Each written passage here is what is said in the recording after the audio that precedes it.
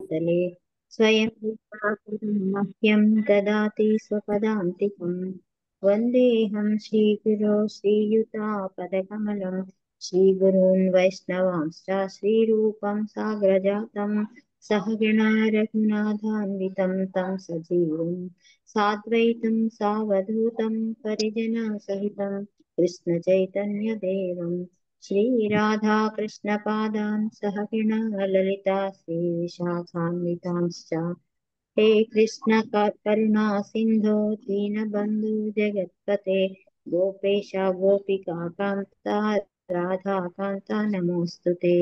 तप्त काञ्चन गौराङ्गी राधे वृन्दावनेश्वरी वृषभानुसुते देवी प्रणमामि हरिप्रिये। नमः ॐ विष्णुपादाय कृष्णप्रस्थाय भूतले श्रीभक्तिवेदान्ता स्वामिन्निति नामिने। नमस्ते सरस्वती देवी गौरवाणी प्रचारिणे निर्विशेषा शून्यवादी पाश्चात्य देशतारिणे। वाञ्छाकल्पतरुभ्यश्च कृपा सिन्धुभ्य एव च पतितानां पावनेभ्यो वैष्णवेभ्यो नमो नमः। श्रीकृष्ण चैतन्य प्रभु नित्यानंद श्री अद्वैत गदाधरा श्रीवासादि गौरभक्तवृंदा। हरे कृष्णा कृष्ण कृष्णा हरे हरे हरे राम राम राम हरे हरे।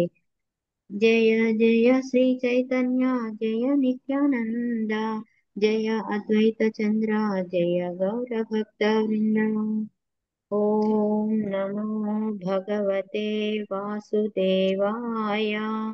ओम नमो भगवते वासुदेवाय। ओम नमो भगवते वासुदेवाय। मुखं करोति वाचालं पङ्गुं लङ्घयते गिरिं यत्कृपातमहं वन्दे श्रीगुरुं दीनतारणं परमानन्दमाधवं श्रीचैतन्य ईश्वरम्। థ్యాంక్ యూ వెరీ మచ్ మాతాజీ. హరే కృష్ణ. లాస్ట్ వీక్ మనం ఏం చదువుకున్నాం గుర్తుందా ఎవరికన్నా?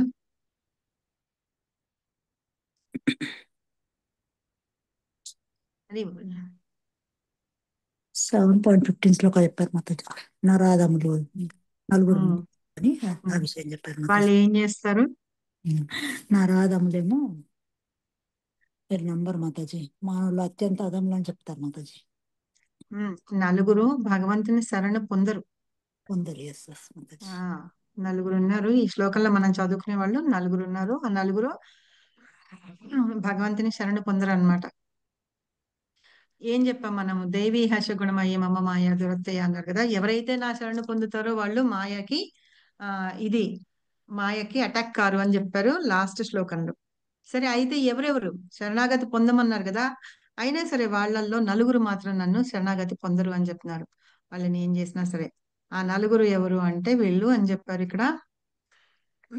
నమాం దుష్కృతినో మూఢ ప్రపద్యంతే నరాధమ మాయయాపహృత జ్ఞాన ఆసురం భావమాశ్రితం. అంటే దుష్టులైన మూఢులు నరాధములు మాయంచే అపహరించబడిన జ్ఞానం కలవారు దాన ప్రవృత్తి కలవారన్నమాట. వీళ్ళు నలుగురు నా శరణాన్ని పొందరు అని చెప్పారు. అయితే మనం దుష్టులైన మూఢుల గురించి చెప్పుకున్నాం. శ్రీల ప్రభుపాద వీళ్ళని ఎందుకు ఇట్లా అంటున్నారు ఏంటి అని చెప్పి, తర్వాత మూఢుల గురించి. మూఢుల్లో ఎక్కడ మనం ఒక ఎగ్జాంపుల్ చెప్పుకున్నాం, ఎవరు గుర్తుందా? గాడిద ఎగ్జాంపుల్ చెప్పాం. సూపర్. గాడిద ఎగ్జాంపుల్ చెప్పుకున్నాం. గాడిద ఏం చేస్తుందంటే ఆ యజమాని చెప్పినట్టుగానే చేయాలని చెప్పి చేస్తూ ఉంటుంది అన్నమాట పని. సరే, తర్వాత నరాధములు అంటే నరులలో అధములు, నీచులైన వాళ్ళు అని అర్థం. మనకి ఎన్ని లక్షల స్పీసీస్ ఉన్నాయి? 84 లక్షలు. 84 లక్షల స్పీషీస్ ఉన్నాయి. వాటిల్లో మానవులు ఎంతమంది ఉన్నారు? 4 లక్షలు. 4 లక్షలు ఉన్నారు. అయితే మనం ఏం చేస్తామంటే మనం వినిపించుకోమన్నమాట. మనస్ఫృతిలో మనకి ఏమేం చెప్తున్నారో అవి చేయకుండా మనం మన ఇష్టం వచ్చినట్టు చేస్తూ ఉంటాం. అందుకనే మనల్ని నరాధములు అని అంటారు అనమాట. భాగవతంలో ఏం చెప్తారంటే చైతన్య చరితామృతలో కూడా మనం చదువుకున్నాం.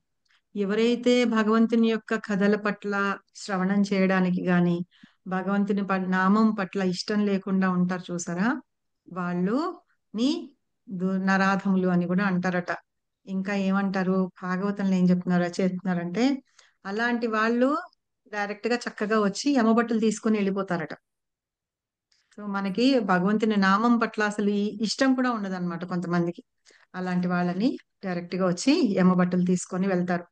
యమధర్మరాజు చెప్తాడట, గుర్తుందా మీకు? మనం చదువుకుంటున్న చైతన్య చరితామృతలో మాతాజీ చైతన్య మహాప్రభు ఆవిర్భావంకి ముందు చాప్టర్ లో మనం చదువుకున్నాం. ఎవరైతే చదువుతారో యమబట్టలు వచ్చి తీసుకెళ్తారు అని చెప్పేసి, ఎవరైతే భగవంతుడి నామాన్ని పలుకుతూ ఉంటారో వాళ్ళ దగ్గరికి యమదూతలు కూడా రారట. కాబట్టి వాళ్ళని గుర్తుంది కదా, సో తీసుకెళ్తారట. అలాగా భగవంతుని నామాన్ని ఇక్కడ అదే చెప్తున్నారు. ఏం చేయాల్సిన అవసరం లేదు. మనం ఏం చేస్తామంటే భగవంతుని నామాన్ని, కథల్ని, లీలల్ని మనం శ్రవణం చేయాలి, ఆ నామాన్ని ఉచ్చరించాలి, అంతే అన్నమాట. భగవద్గీత కూడా అదే చెప్తుంది. అయినా సరే మనం చేయలేకపోతున్నాం. అంటే ఎందుకంటే దురదృష్టం, మనం శ్రవణం చేయడానికి నిరాకరిస్తూ ఉన్నాం భగవంతుని నామాన్ని. అలాంటప్పుడు మనం వెళ్ళి భగవంతుని శరణం ఎలా పొందుతాం? అందుకని ఈ నరాధములు అనే వాళ్ళు ఏం చేస్తారంటే అదే పని చేస్తూ ఉంటారని. మూడో వాళ్ళు దుష్కృతులు అన్నమాట. దుష్కృతులు అంటే మాయ చేత వాళ్ళ జ్ఞానం కప్పబడి ఉన్నవాళ్ళు అని చెప్తారు. సో ఇది ఎవరన్నా చదువుతారా దుష్కృతులు దగ్గర నుంచి?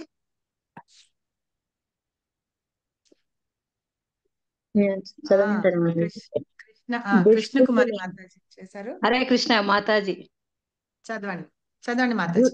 దుష్కృతులలో 3వ తరగతి వారు మాయయ వహృత జ్ఞాన అనగా మాయాశక్తి ప్రభావము చేత జ్ఞానము అపహరింపబడిన వారని భావము. చదవనా మాతాజీ? ఇంకా చదవండి. సాధారణముగా వారిలో చాలా మంది గొప్ప తత్వవేత్తలు, కవులు, విద్యావంతులు, శాస్త్రజ్ఞానులుగా పేరు గాంచిన వారైనను మాయచే తప్పుదారి పట్టిన వారవుదురు. తత్కారణముగా వారు దేవాది దేవుని పట్ల అవిధేయులై ఉందురు. వర్తమాన కాలములో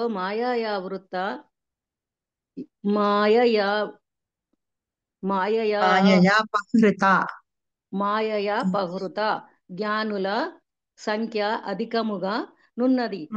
భగవద్గీతకు సంబంధించిన విద్వాంసుల యందు కూడా ఇట్టివారు అనేకులు కలరు. భగవద్గీత యందు శ్రీకృష్ణుడే దేవాది దేవుడని సరళముగాను మరియు సుస్పష్టమైన భాషలో చెప్పబడినది. అతనితో సమానులు గాని అతని కంటే అధికులు గాని ఎవరునూ లేరు. మానవులందరికీ అది పితయైన ఆది పితయైన బ్రహ్మదేవునికి కూడా అతడే తండ్రి అని పేర్కొనబడెను. వాస్తవమునకు శ్రీకృష్ణుడు బ్రహ్మదేవునికే కాకుండా సమస్త జీవజాతులకు కూడా తండ్రి అని చెప్పబడిన వాడు. నిరాకార బ్రహ్మమునకు మరియు పరమాత్మునకు అతడే మాత్రము సర్వజీవుల యందున్న అదేనా మాతాజీ? అదే మూలం, అతడే మూలం, సర్వజీవుల యందున్న పరమాత్ముడు అతని స్వాంశ రూపమే. సర్వమునకు అతడే మూల కారణము కనుక ప్రతి ఒక్కరూ అతని పాదపద్మములను శరణు పొందవలెను. స్పష్టములైన ఇట్టి వాక్యములెన్ని ఉన్నప్పటికీ మాయాపహృత జ్ఞానులు భగవానుని నిరసించి అతనిని కూడా సామాన్య మానవునిగానే భావింతురు. భగవానుని దివ్యమైన నిత్యమైన రూపము ననుసరించియే ధన్యమైన మానవ రూపము రూపొందింపబడినదని వారెరుగజాలరు. కొంచెం కూడా చదివేనా? ఓకే మాతాజీ, థ్యాంక్ యూ. మాయయాపహృత జ్ఞానులు వారి అప్రామాణిక గీతా భాష్యములు పరంపరానుగతములైన భాష్యములకు భిన్నములై ఆధ్యాత్మిక అవగాహన మార్గమున కేవలము అవరోధములే యగును. అటువంటి మోహితులైన భాష్యకారులు శ్రీకృష్ణ భగవానుని పాదపద్మములను శరణు పొందుట గాని ఆ దేవాది దేవుని శరణు పొందుమని ఇతరులకు బోధించుట గాని చేయరు. కరెక్టే, బాగా చదివారు. థ్యాంక్ యూ హరే మాతాజీ. కృష్ణ ఇక్కడ ఏం మాతాజీ. మూడో వాళ్ళు ఏం చేస్తారట? వాళ్ళు మాయతోటి వాళ్ళ జ్ఞానము ఆవరింపబడి ఉంటుంది. అంటే మాయ శక్తి ప్రభావం చేత ఆవరింపబడి ఉంటుంది. మనం పొద్దున క్లాస్ లో చెప్పుకున్నాం కదా, భాగవతం క్లాస్ లో కుంతి మహారాణి, మీరు ఎవరన్నా అటెండ్ అవ్వకపోయినా సరే కుంతి మహారాణి చెప్తుంది అనమాట. మన జ్ఞానం ఏంటిటంటే ఇట్లా కర్టెన్ లాగా, మనం ఇంకా ఏంటి అజ్ఞాన తిమిరాంధస్య అంటాం కదా, గురువు మనం చెప్పుకునేటప్పుడు స్టార్టింగ్ ప్రేయర్స్ లో కూడా చెప్తాము, ఓం అజ్ఞాన తిమిరాంధస్య జ్ఞానాంజన శలాకయ అంటాం కదా. అదే ఈ కళ్ళుట ఏంటంటే ఈ కళ్ళ శకలాలు పైన మనకి ఒక పొరతోటి కప్పబడిపోయి ఉంటాయట. ఆ పొరని తొలగించి మనకి జ్ఞానాన్ని, అంటే ఆ దీపాన్ని చూపించేవారు గురువులు అని మనం చదువుకుంటాం, ఓ అజ్ఞాన తిమిరాంధస్య అని.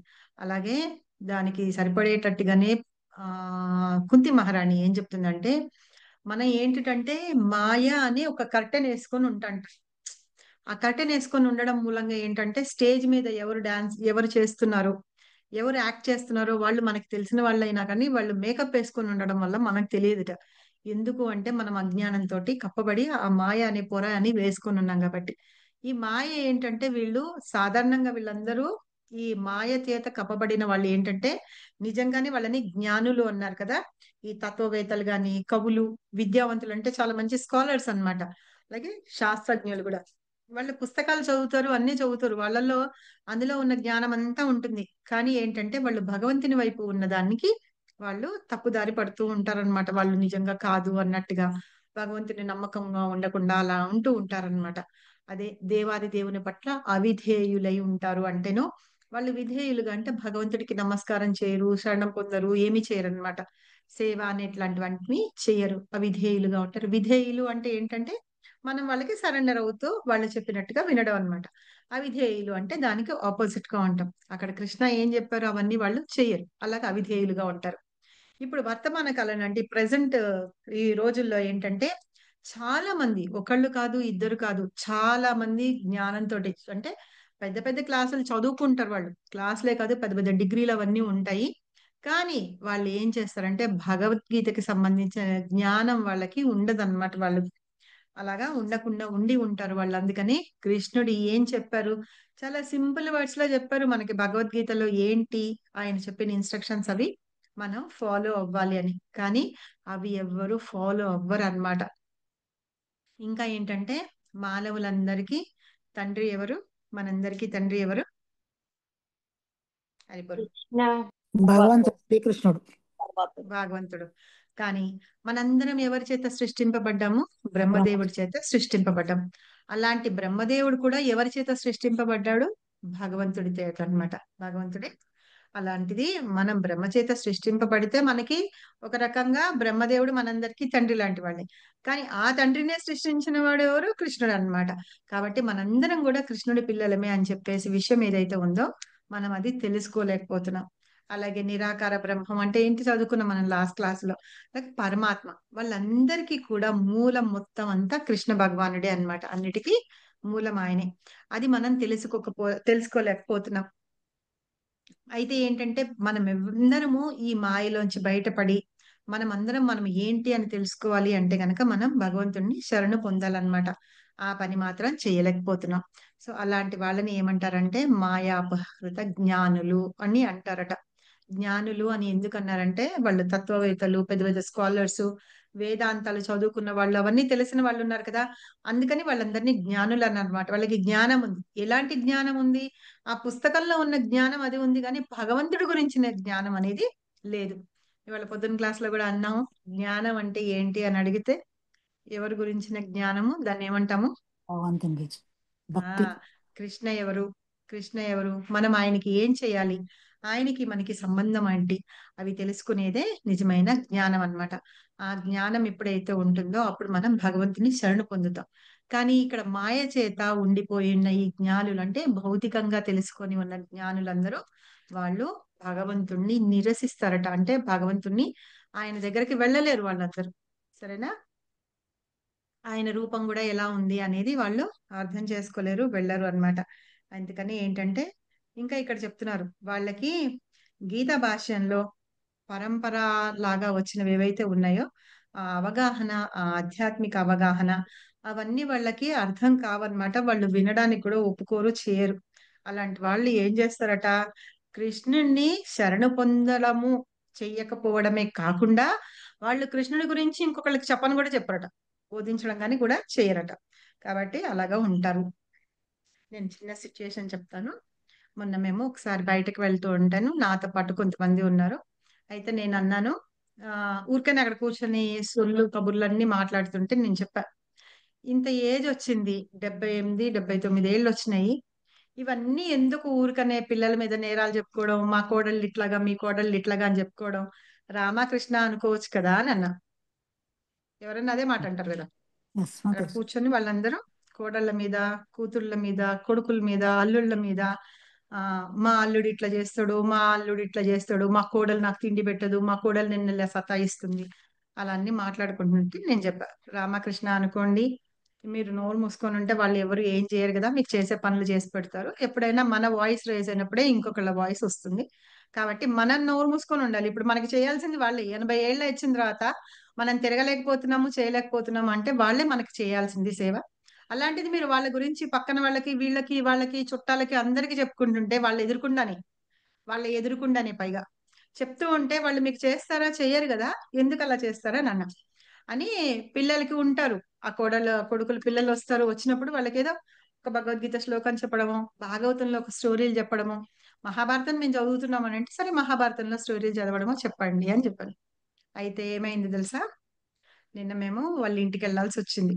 వెళ్తే మా అమ్మాయిని కూర్చోపెట్టి, నాకు కూర్చోబెట్టి, నువ్వు భగవద్గీత చదువుతావా, అసలు నువ్వు భగవద్గీత చదవడం రాదు అని చెప్పి ఫస్ట్ శ్లోకం ఉంది. ఏంటి శ్లోకం ధర్మ క్షేత్ర భగవద్గీతలో? ఫస్ట్ ధర్మ క్షేత్రే కురుక్షేత్రే క్షేత్రే పాండవాశ్చైవ కిం కురుక్షేత్రే కుర్వతే ఉవాచ సంజయ. ఉవాచ ధృతరాష్ట్ర ఉవాచ. ఆ, అది ధృతరాష్ట్ర చెప్పండి మరి. ఉవాచ. అది చెప్పి, తెలుసా నీకు పాండురాజు ఎంత దుర్మార్గుడు అంటే, వాడు ఆ పిల్లల్ని, కౌరవులని పాండవుల్ని యుద్ధం చేసుకుంటారా అని పంపించాడు అని చెప్పి రివర్స్ లో చెప్తున్నారు నాకు. అయ్యయ్యో.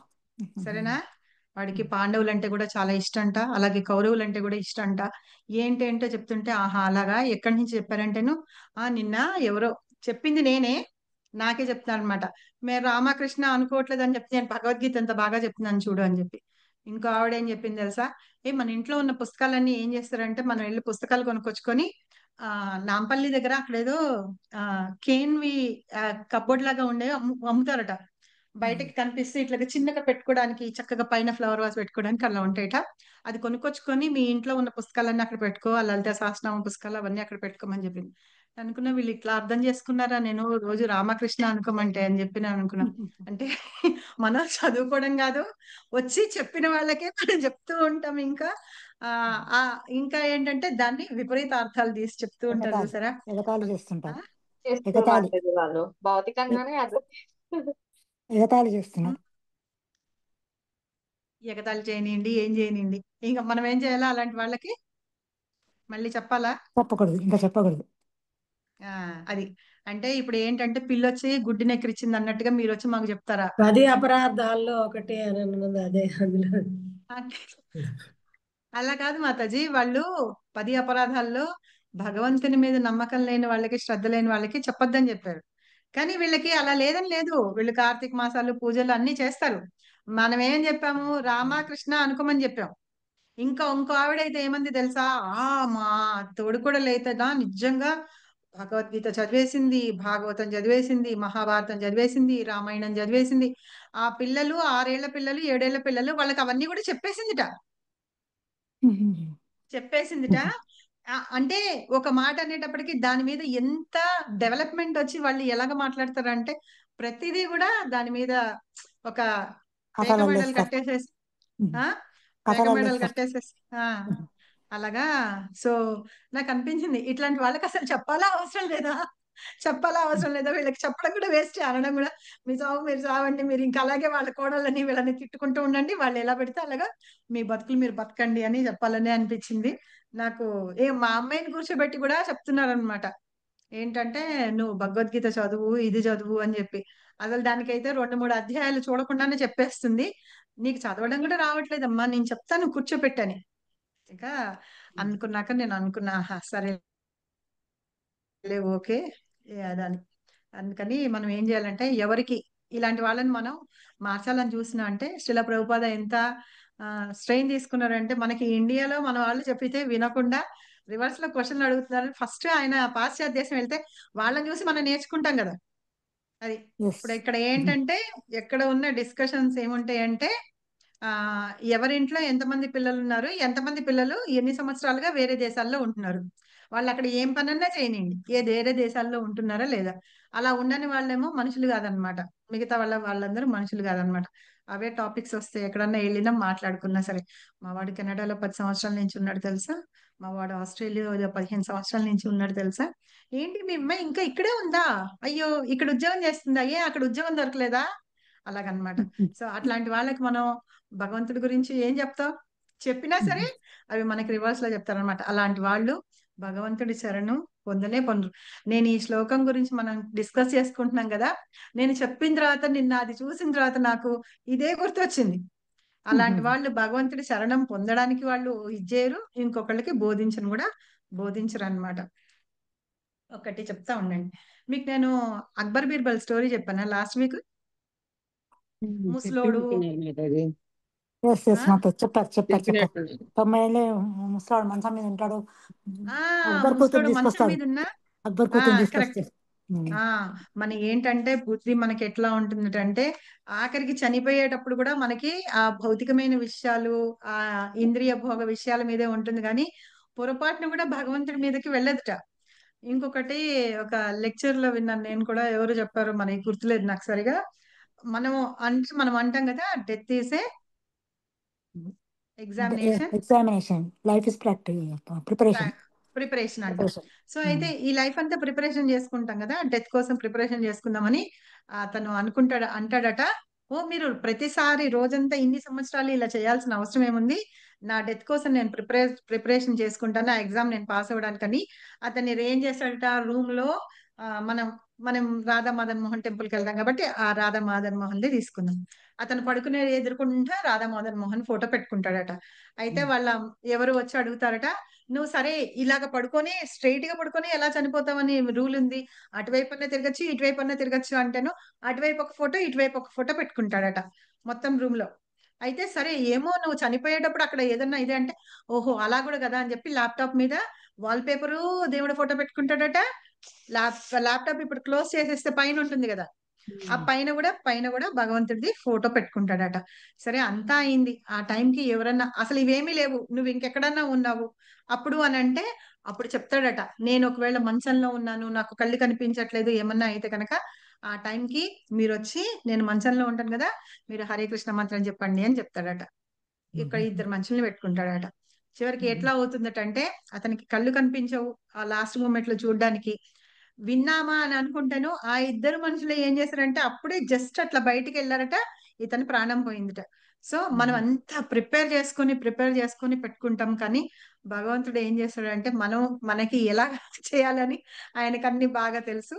కాబట్టి మన ప్రిపరేషన్ ఏంటంటే, మనము భగవంతుని నామాన్ని అలా పలుకుతూ ఉండాలి. ఒక రష్యన్ డివోటీ కూడా చెప్పాను కదా, ఆవిడ మొత్తం అన్ని మర్చిపోతుందిట, కానీ భగవంతుడి నామని చెప్పు అనగానే హరే కృష్ణ మంత్రం ఫుల్ చెప్తుందిట. మాతో చెప్పారు చెప్పాను కదా. సో అలాగా హరే కృష్ణ నామం ఫుల్ చెప్తుందట ఆవిడ. వచ్చింది, హరే కృష్ణ నామం చెప్తుందిట. మళ్ళీ కొంతసేపు అయిన తర్వాత ఏమన్నా గుర్తు చేసుకుంటుందా, వాళ్ళ చుట్టాలని వాళ్ళని వీళ్ళని ఇంకా డివోటీస్ ని అందరినీ తీసుకొస్తే వాళ్ళు ఎవరిని గుర్తుపడ్డదుట, కానీ హరే కృష్ణ మంత్రం చెప్పు అనగానే మళ్ళీ చెప్తుందిట. అలాగా ఒక 2 hours తర్వాత వచ్చి అడిగినా చెప్తుంటా. మనం అట్లాగా ప్రిపేర్ అవ్వాలి మన డెత్ కోసం అని చెప్పేసి చెప్తారనమాట. కాబట్టి ఇలాంటి వాళ్ళకి ఎంత భగవంతుడి మీద ఎంత ఇది లేకపోయినా సరే, మనం ఎంత నూరి పోసినా సరే వాళ్ళు అట్లాగే ఉంటారనమాట. అది ఏం చెప్పాలంటే, వాళ్ళు పూర్వజన్మ సుకృతం, వాళ్ళు అలా చేసుకుని ఉన్నారు కాబట్టి అలాగా ఎంత చేసినా సరే భగవంతుని చరణానికి పొందరనమాట వాళ్ళు. సో 4th వాళ్ళు వచ్చి దుష్కృతుల గురించి ఎవరన్నా చదవండి.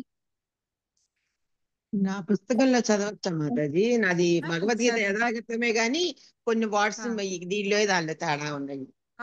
ఇది డిఫరెన్స్ ఉండొచ్చు మాతాజీ, కొంచెం మీనింగ్ సేమ్ ఉంటుంది కానీ కొంచెం ఏదో తేడా ఉంటుంది. హరే కృష్ణ మాతాజీ, వర్డ్స్ నన్ను చదవమంటారా? చదవండి, ఎవరైనా చదవండి, నేను చదవనా మాతాజీ? ఎవరో ఒకరు చదవండి, ఎవరైనా పర్వాలా. ఓకే.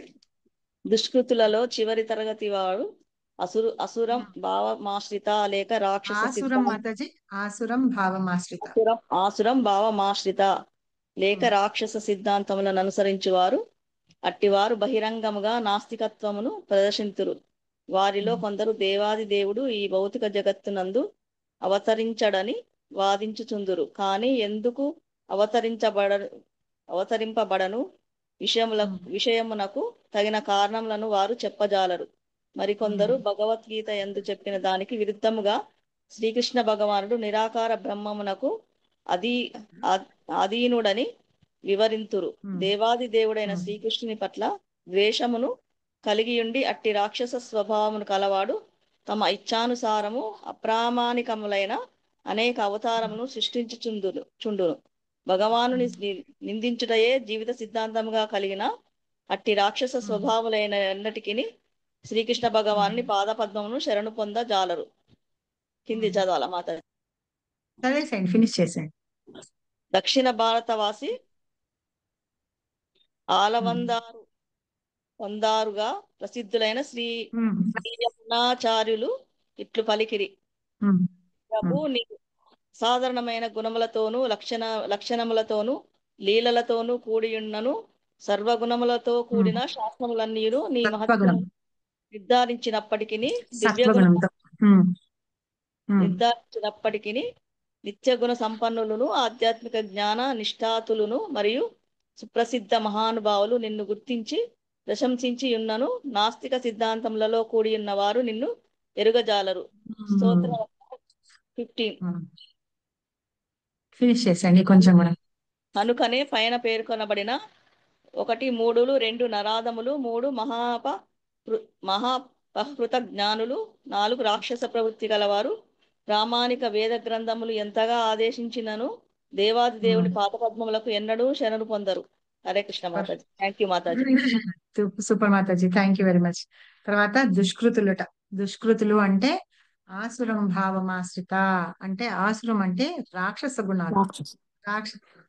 రాక్షస గుణాలు ఉంటాయి చూసారా, వాళ్ళని అన్నమాట అంటారు ఆసురం భావమాశ్రిత. అంటే రాక్షస గుణాలు అంటే ఆ సిద్ధాంతాలని పట్టుకొని ఉంటారన్నమాట. మనకి తెలిసి ఎవరున్నారు చెప్పండి? హిరణ్యాక్షుడు, హిరణ్యకశిపుడు, రావణాసురుడు, కంసుడు, శిశుపాలుడు, వీళ్ళందరూ భగవంతుడిని ఏంటంటే దుర్భాషలాడుతూ ఉన్నారు. ఈవెన్ దుర్యోధనుడు కూడా భగవంతుడిని చూసి కాదని చెప్పారు. అక్కడ కొలువులో ఆయన రాయబారిగా వస్తారు కదా, పాండవులకి 5 ఊళ్ళన్నా ఇవ్వండి అని చెప్పి వచ్చినప్పుడు ఆయన్ని కట్టేయడానికి చూస్తాడు దుర్యోధనుడు. కట్టేసేమని, తాళ్ళతోటి కట్టేసేమని చెప్తాడు. సో అట్లాగా భగవంతుడిగా చూడలేరన్నమాట. ఆయన దగ్గర ఇన్ని గొప్ప గొప్ప గుణాలు ఉండి అన్ని ఏంటంటే ఆయన చేసే కర్మలలో కూడా మానవ మాత్రులు ఎవరు చేయలేని కర్మలు ఉన్నా సరే వాళ్ళు ఏమంటారంటే వాళ్ళు భగవంతుడిని తెలుసుకోలేకపోయినారనమాట. ఇంకా ఏంటంటే భగవంతుడికే స్వయంగా తనకున్న ఐశ్వర్యాలని చూపించాలనుకొని దుర్యోధనుడు భగవంతుడికి మొత్తం పంచభక్ష పరవాన్నాలతో మొత్తం వేసి బంగారు పళ్ళాల్లో పెట్టి విందుకు ఆహ్వానించాడు. అలాంటి వాళ్ళ దగ్గర విందు కూడా మనం తీసుకోకూడదని చెప్తారనమాట మనకి భాగవతంలో. సో అట్లాంటి ఏంటంటే శత్రువులు, ఈ దుర్మార్గులు అలాంటి వాళ్ళ దగ్గర ఒక వైష్ణవులు అనేవాడు వాళ్ళ దగ్గర ఆహారం కూడా స్వీకరించడు అనమాట, మంచినీళ్ళు కూడా స్వీకరించదట. అలాంటి దుర్గుణాలు ఉన్న వాళ్ళ దగ్గర తీసుకోరు అని. సో అలాంటి వాళ్ళు ఏం చెప్తారంటే భగవంతుడు అని అంటున్నాం కదా, కాదు అని చెప్పేసి అంటారట. ఆయనకి చూపించిన ఇవన్నీ కూడా ఏంటేంటోగా మాట్లాడుతూ ఉంటారన్నమాట, భగవంతుని యొక్క అవతారాల గురించి వాటి గురించి కూడా. మనం సినిమా చూసాం కదా, నరసింహ సినిమా చూసాం. అందులో వాళ్ళిద్దరు అన్నదమ్ములు ఇద్దరు ఎలా మాట్లాడుకుంటారు, హిరణ్యాక్షుడు హిరణ్యకశిపుడు. ఆయనకి ఇతను నేర్పిస్తాడట ఎవరు అని, తన శక్తిని చూపిస్తాడట. అందుకని వెళ్తాడనమాట. యుద్ధం చేసేటప్పుడు కూడా భాగవతంలో 2nd canto 3rd canto starting లను ఉంటుందన్నమాట. ఈ హిరణ్యాక్షుని చంపుతాడు కదా వరాహ భగవానుడు. చంపుతున్నప్పుడు తనకి ఉన్న శక్తులన్నీ బ్రహ్మదేవుడు అడుగుతాడట, మా ప్రభు ఎందుకు ఇంతసేపు నువ్వు చేస్తున్నావు, నువ్వు ఒక్క దెబ్బతోటి వాడిని చంపేసేయచ్చు కదా, చంపేయగల శక్తి ఉంది నీకు, నువ్వు ఎందుకు వాడిని ఇంకా అంతంతసేపు వాడి చేస్తున్న విన్యాసాలన్నీ చూస్తున్నావు అంటే తనకున్న శక్తులన్నీ అక్కడ చూపిస్తుంటాడు అనమాట భగవంతుడికి హిరణ్యాక్ష. చూపిస్తూ ఉంటాడు, ఏందేందో మారిపోతూ ఉంటాడు, ఇట్లా అయిపోతాడు, అట్లా అయిపోతాడు, కాసేపు వెనక్కి వస్తాడు, చేస్తాడు, ఇవన్నీ చూపిస్తూ ఉంటాడు అనమాట. ఇవన్నీ చూస్తూ ఉంటాడు. అంటే ఆ హనుమంతుడి ముందు కుప్పిగంతులు అంటాం చూసావా మనం, అలాగా భగవంతుడి ముందు తనకున్న విన్యాసాలన్నీ చూపిస్తాడనమాట. అన్ని అయిన తర్వాత లాగి ఒక్క దెబ్బ కొడితే టప్పుమని చింది కాబట్టి చేస్తాడు అనమాట వాడు. సో అట్లాగా ఒక్క దెబ్బ చాలు వాడిని చంపేయడానికి. భగవంతుడికి అంత శక్తిమంతుడు ఉన్నాడు. అలాంటి భగవంతుని అవతారాలన్నీ చూసి వీళ్ళందరూ ఏంటంటే వాళ్ళ ఇష్టం వచ్చినట్టుగా మాట్లాడుతూ ఉంటారు. రాముడి గురించి మాట్లాడతారు, అవునా, సీతాదేవిని వదిలిపెట్టేశారని, అసలు భర్త కాదని, ఇవి కాదని ఏవేవో మాట్లాడతారు. తర్వాత వెళ్ళి నీళ్ళల్లో దూకేసేసి ఆత్మహత్య చేసుకున్నారని, అలాగే కృష్ణుడు ఎంతమంది ఆ భార్యలతోటి వాళ్ళతోటి ఉంటారని వాళ్ళు ఇష్టం వచ్చినట్టు మాట్లాడుతూ ఉంటారు. వాళ్ళు భగవంతుడి గురించి కానీ ఆయన యొక్క శక్తుల గురించి కానీ వాటి గురించి కానీ వాళ్ళకి ఆ అవతారాల విశిష్టత గురించి కానీ వాళ్ళకి స్పష్టంగా తెలియకపోవడమే ఆ అజ్ఞానం అన్నమాట. వాళ్ళు తెలుసుకోవాలని కూడా అనుకోరు, వాళ్ళని విమర్శిస్తూనే ఉంటారు. ఒక అతను ఉంటాడు, మీకు తెలుసా, భారతంలో కూడా ఉన్నాడు. మనకి రఘునాథ్పురి ప్రభు క్లాసెస్ విన్న వాళ్ళు చెప్పగలుగుతారు. మనందరం అలాంటి వాళ్ళమే అని చెప్పి అతను అనుకుంటాడు. కృష్ణుడి లాగా డ్రెస్అప్ అవుతాడు, కృష్ణుడి లాగా అన్ని పెట్టుకొని ఉంటాడు. ఉద్ధవుడా మాతాజీ? ఉద్ధవుడు కాదు, ఉద్ధవుడు భక్తుడు, ఏ మొత్తం వేసుకొని పాండు కృష్ణుడు ఏదో కాదు, కృష్ణుడు ఆ పాండు ఏదో అంటారు. పౌగండుడా ఏమంటారు, పౌండ్రికుడు పౌండ్రకుడు, పౌండ్రకుడు. సో అతను ఫుల్ భగవంతుడు లాగానే కృష్ణుడు లాగానే డ్రెస్అప్ అవుతాడు, అన్ని చేసుకుంటాడు. ఈ దుర్యోధనుడికి వాళ్ళందరికీ ఏం చెప్తాడంటే, అతను కాదు కృష్ణుడు వాసుదేవుడు, నేనే కృష్ణుడిని, నేనే వాసుదేవుణ్ణి, నేనే దేవుణ్ణి, అతను ఎక్కడ దేవుడు, అలాంటివన్నీ ఏమి లేవు, అవన్నీ ఉత్తగా చిన్నపిల్లలు చేసే చేష్టలు అంతే, అతనికి నా ఏమి శక్తులు లేవు, నాకే ఉన్నాయి శక్తులు, నేనే కృష్ణుడిని అంటాడు. మనందరం కూడా పౌండ్రకుల్లాగా అనమాట, మనమే అన్ని తెలుసు, మనకే అన్ని తెలుసు అని చెప్పి మనం ఉంటామని రంగనాథపురి ప్రభు క్లాస్ లో ఎప్పుడు అంటూ ఉంటారు, మనకి చాలా సార్లు చెప్తూ ఉంటారు. సో అలాగా మనందరం పౌండ్రకులు అంట, అలా ఉంటూ ఉంటాము, భగవంతుడి గురించి తెలుసుకోలేకపోతున్నాం. ఇలాగ వీళ్ళందరూ కూడా ఏంటంటే ఈ ఆసురీ భావం ఆశ్రిత, ఈ రాక్షస సిద్ధాంతాలు ఉన్న వాళ్ళందరూ ఏం చేస్తారంటే భగవంతుని యొక్క గొప్పతనాన్ని గాని ఆయన అవతార విశిష్టతల్ని గాని వాళ్ళు అర్థం చేసుకోలేకుండా రాక్షస స్వభావాలు కలిగి ఉంటారన్నమాట. అలాంటి వాళ్ళు కూడా భగవంతుని శరణు పొందలేరు అని చెప్తున్నారు. యమునాచార్యులు చెప్తున్నారు, ఆయన ఆళ్వార్లలో అన్నమాట అలాగా ఉన్నారు అని చెప్పేసి. ఈయన ఎవరి గురువు? ఆ రామానుజ రామానుజాచార్యులు గురువు. ఆయన ఏమంటారు తెలుసా, ఈ భౌతిక విషయాల పట్ల నాకు ఆ భావన అనేది ఒకసారి కలిగింది అనుకోండి, నాకు ఆలోచన కూడా వస్తే నా మీద నాకు ఉమ్మేసుకోవాలన్నంత అసహ్యం పుడుతుంది నాకు అని చెప్పి చెప్తారనమాట. సో అలాంటి గొప్ప గొప్ప ఆచార్యులు ఉన్నారు. ఆయన ఏం చెప్తున్నాడంటే భగవంతుని యొక్క ఈ అసాధారణమైన గుణాలు ఆ లక్షణాలు ఉన్నాయి చూసారా, అవి ఎవరికి ఉండవన్నమాట. అవన్నీ శాస్త్రాల్లో చెప్పిపడి ఉన్నాయి. అయినా సరే ఈ నరాధములు అనే వాళ్ళు వీళ్ళు ఏం చేస్తారంటే ఈ ఆసురులు ఆ ఆసురి ఆ లక్షణాలు కలిగిన వాళ్ళు ఏం చేస్తారంటే ఆ గుణాలని వాటిని వాళ్ళు తెలుసుకోలేకపోతూ ఉంటారు అని చెప్పేసి చెప్తున్నారు అనమాట. అలాంటి భగవంతుణ్ణి చాలా గొప్ప గొప్ప భక్తులు భగవంతుణ్ణి చాలా బాగా వేడుకొని ఉన్నారని, ఆయన గుణగణాలని ప్రశంసించి ఉన్నారని, అవన్నీ కూడా మన స్క్రిప్చర్స్ లో రాసి ఉన్నాయని, కానీ అవన్నీ వీళ్ళు తెలుసుకోలేకపోతున్నారని స్తోత్ర రత్నావళిలో దానిలో చెప్పారనమాట యమునాచార్యులు. సో ఈ రకంగా ఈ నలుగురు ఎవరైతే ఉన్నారో వీళ్ళు నలుగురు, మీరు ఏమన్నా చెప్పండి, ఎంతన్నా చెప్పండి, కంసుడు విన్నాడా, రావణాసురుడు విన్నాడా, ఆఖరికి కుంభకర్ణుడు నిద్ర లేచి మరీ చెప్పాడు, అన్నా నువ్వు ఎందుకు లక్ష్మీదేవిని పరస్త్రీని తీసుకొచ్చావు, నువ్వు విడిచిపెట్టేసే, యుద్ధం వద్దు, మనం గెలవలేము, వదిలేసే అని చెప్తా. అయినా విన్నాడా? వినల. విభీషణుడు చెప్పాడు, విన్నాడా? వినల. మండోదరి భార్య చెప్పింది, విన్నాడా? వినల. మేఘనాథుడు చెప్పాడు, విన్నాడా? వినల. చివరికి అందరినీ ఎవరెవరైతే చెప్పారో వాళ్ళందరినీ కూడా కోల్పోయినాడు. అయినా సరే పట్టు వదలకుండా అట్లాగే కూర్చున్నాడు అన్నమాట. రాముడితోటి యుద్ధం చేసి చివరికి ఆయన చేతిలోనే తన ప్రాణాలు కోల్పోయాడు. సో ఇట్లాగా కంసుడు. తర్వాత ఇంకెవరున్నారు, బాగా తిడుతూ ఉంటాడు కృష్ణుని, శిశుపాలుడు వాళ్ళ తల్లి వచ్చి కృష్ణుడిని మేనత్తగా అవుతుంది ఒక రకంగా, వచ్చి ప్రార్థించింది కాబట్టి ఆయన 100 తప్పులకు ఒప్పుకున్నాడు, ఆయన శిశుపాలుడిని చంపకుండా అన్నమాట. సో ఎప్పుడైతే 100 తప్పులు చేస్తాడో అప్పుడు నేను తలకాయ తీసేస్తానని చెప్తాడు. రాజసూయ యాగం జరుగుతున్నప్పుడు అలాగా మాట్లాడుతూ ఉంటాడు. అగ్రతాంబూలం ఎవరికి ఇవ్వాలి అంటే ధర్మరాజు, కృష్ణుడు తప్ప ఇంకెవరు లేరు అంటే మిగతా వాళ్ళందరూ ఒప్పుకుంటారనమాట. ఒప్పుకుంటే అప్పుడు కృష్ణుడి గురించిన ఎన్ని రకాల మాటలు మాట్లాడొద్దో అన్ని రకాల మాటలు మాట్లాడి చివరికి ఆయన చేతిలో హతమవుతాడనమాట. అలాగా ఉంటారు ఈ రాక్షస ప్రవృత్తి కల వాళ్ళందరూ. సో వీళ్ళందరూ అసలు భగవంతుని శరణే పొందరనమాట వీళ్ళందరూ. ఓకేనా? ఇక్కడ వరకు ఎవరన్నా డౌట్ ఉన్నాయా? ఏం లేదు మాతాజీ. సరే, ఇప్పుడు నన్ను శరణు ఎవరు పొందరు అని చెప్పారు. కృష్ణ ఎవరు చెప్తున్నారు? అర్జునుడికి చెప్తారు. సరే, ఎవరు శరణు పొందుతారు నాకు అని కూడా చెప్పాలి కదా. సరే, నీ దగ్గరికి ఎవరెవరు రారు అంటేను ఎవరెవరు వస్తారు, వాళ్ళల్లో కూడా ఎంతమంది వస్తారు, ఎలాంటి వాళ్ళు వస్తారు, ఇలాంటి వాళ్ళు వచ్చారు అని కూడా ఇక్కడ చెప్పడం అన్నమాట. 7.16 ఇది. చతుర్విధా భజంతే మాం జనా సుకృతినో అర్జున ఆర్తో జిజ్ఞాసురర్థార్థి జ్ఞాని చ భరతర్షభ. చదువుతారా? ఈజీగానే ఉంది కదా, చదవండి. హరే కృష్ణ మాతాజీ. చతుర్విధా భజంతే మాయ్ జనా సుకృతినోర్జున ఆర్తో జిజ్ఞాసు సురార్థి జ్ఞాని చ భరతర్షభ. మాతాజీ, అది ఆర్తో జిజ్ఞాసు అర్థార్థి జిజ్ఞాసురర్థార్థి జిజ్ఞాసురర్థార్థి అని చదవాలి. జిజ్ఞాసురర్థార్థి. చదవండి. హరే కృష్ణ మాతాజీ. చదువుతాం.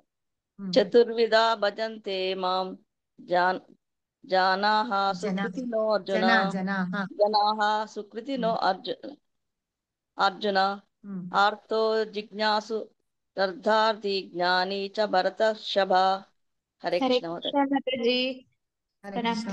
చతుర్విధా భజంతే మాం జనా సుకృతినోర్జున ఆర్తో జిజ్ఞాసురర్థార్థి జ్ఞాని చ భరతర్షభ. థ్యాంక్ యూ మాతాజీ. చతుర్విధా భజంతే మాం జనా సుకృతినోర్జున ఆర్తో జిజ్ఞాసురర్థార్థి జ్ఞాని చ భరతర్షభ. హరే కృష్ణ మాతాజీ. చతుర్విధ మాం జనా సుకృతినో అర్జున ఆర్తో జిజ్ఞాసురర్థార్థి జ్ఞాని చ భరతర్షభ. హరే కృష్ణ మాతాజీ. చతుర్విధా భజంతే మాం జనా సుకృతినోర్జున ఆర్తే జిజ్ఞాసు రరార్జి జ్ఞాన చ భరతర్షభ. ఆర్థో జిజ్ఞాసు అర్థార్థి జ్ఞాని చ భరతర్షభ. ఆర్తో జిజ్ఞాసు అర్థార్థి మళ్ళీ విడివిడియాలి మాతాజీ అది. ఆర్థో జిజ్ఞాసు అర్థార్థి జ్ఞాని చ ఆర్తో భరతర్షభ. జిజ్ఞాసు అర్థార్థి మాతాజీ. అవును, అది అర్థార్థి. అర్థార్థి జ్ఞాని చ భరతర్షభ. కరెక్టేనా మాతాజీ? కరెక్ట్, ఇప్పుడు కరెక్ట్. థ్యాంక్ యూ మాతాజీ. హరి బోల్. ఇంకెవరైనా చదువుతారా? హరే కృష్ణ.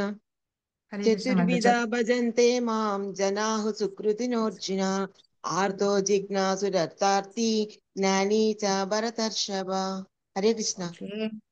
ఓకే మాతాజీ, హరి బోల్. నెక్స్ట్ ఇంకా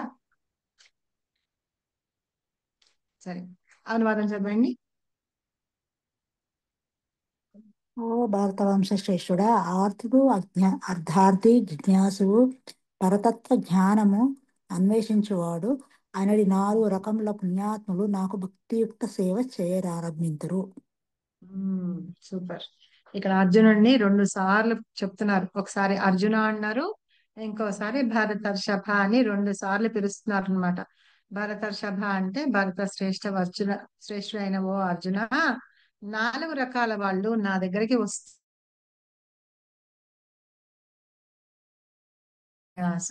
జ్ఞాని, ఈ 4 నా దగ్గరికి వస్తారు అని చెప్తున్నారు. ఓకే, ఇందాకేమో 4 నా దగ్గరికి రారు అని చెప్పారు, ఇక్కడ 4 నా దగ్గరికి వస్తారు అని చెప్తున్నారు. సో మామూలుగా మనకి జీవులు 2 రకాలు ఉన్నారట. ఒకళ్ళు దానవులు, మానవులు. సురులు అసురులు, దానవులు మానవులు, మానవుల కంటే కూడా దేవతలు అంటారు అనమాట. దేవతలు దానవులు దేవతలు అంటాం కదా, అలా అన్నమాట. సో మనందరికి ఎక్కడైతే భక్తి అనేది లోపించి మనం భగవంతుని కోరమో మనందరినీ కూడా దానవులనే అంటారు. మనం ఎప్పుడైతే భక్తి చేస్తూ ఇది చేస్తూ ఉంటామో అప్పుడు మనల్ని కూడా దేవతలు అంటారట. కాబట్టి రెండే రకాలు ఉన్నారు, అసురులు సురులు. సురులు అంటే దేవతలు, అసురులు అంటే రాక్షసులు. సో వాళ్ళు రెండు రకాలే ఉన్నారు. ఇప్పుడు ఈ మనుషుల్లో కూడా దుష్కృతులు ఉన్నారు కదా. మనం ఇందాక ఏం చెప్పుకున్నాం నిన్న లాస్ట్ శ్లోకంలో, దుష్కృతులు అంటే చెడ్డవాళ్ళు, శాస్త్రంలో చెప్పినట్టుగా చేయని వాళ్ళు, మనుషులు ఎలా ఉండాలో అలా ఉండకుండా ఉన్నవాళ్ళు, మనుస్మృతిలో మనకి ఇలా ఉండాలి అని చెప్పారు కదా, అలా ఉండకుండా ఉన్న వాళ్ళని దుష్కృతులు అంటే మంచి కర్మలు చెయ్యని వాళ్ళని దుష్కృతులు అంటారు. వాళ్ళకి ఆపోజిట్ ఎవరు? సుకృతులు. మంచి కర్మలు చేసేవాళ్ళు, శాస్త్రాల్లో ఏవేవి చెప్తారో అవన్నీ పాటించేవాళ్ళు, ఆ నియమాలు నిబంధనలు ఏవేవైతే ఉన్నాయో చూస్తారా అవన్నీ పాటించేవాళ్ళు అన్నమాట ఉన్నారు. అయితే ఇందాక ఫస్ట్ ముందు శ్లోకంలో మనం చదువుకున్న వాళ్ళేమో దుష్కృతులు, ఇప్పుడు ఈ శ్లోకంలో చదువుకునే వాళ్ళు సుకృతులు అనబడతారు. వాళ్ళు ఎవరెవరు ఉన్నారు, ఏం చేస్తారు, ఎవరెవరు నా శరణుకు వస్తారు అని చెప్పారు కదా. వాళ్ళు ఎవరెవరు ఏం చేస్తారు అనేది చెప్తున్నాను. చదవండి ఎవరన్నా. హరే కృష్ణ మాతాజీ. చదవండి. దుష్కృతులకు భిన్నంగా శాస్త్రములందు తెలపబడిన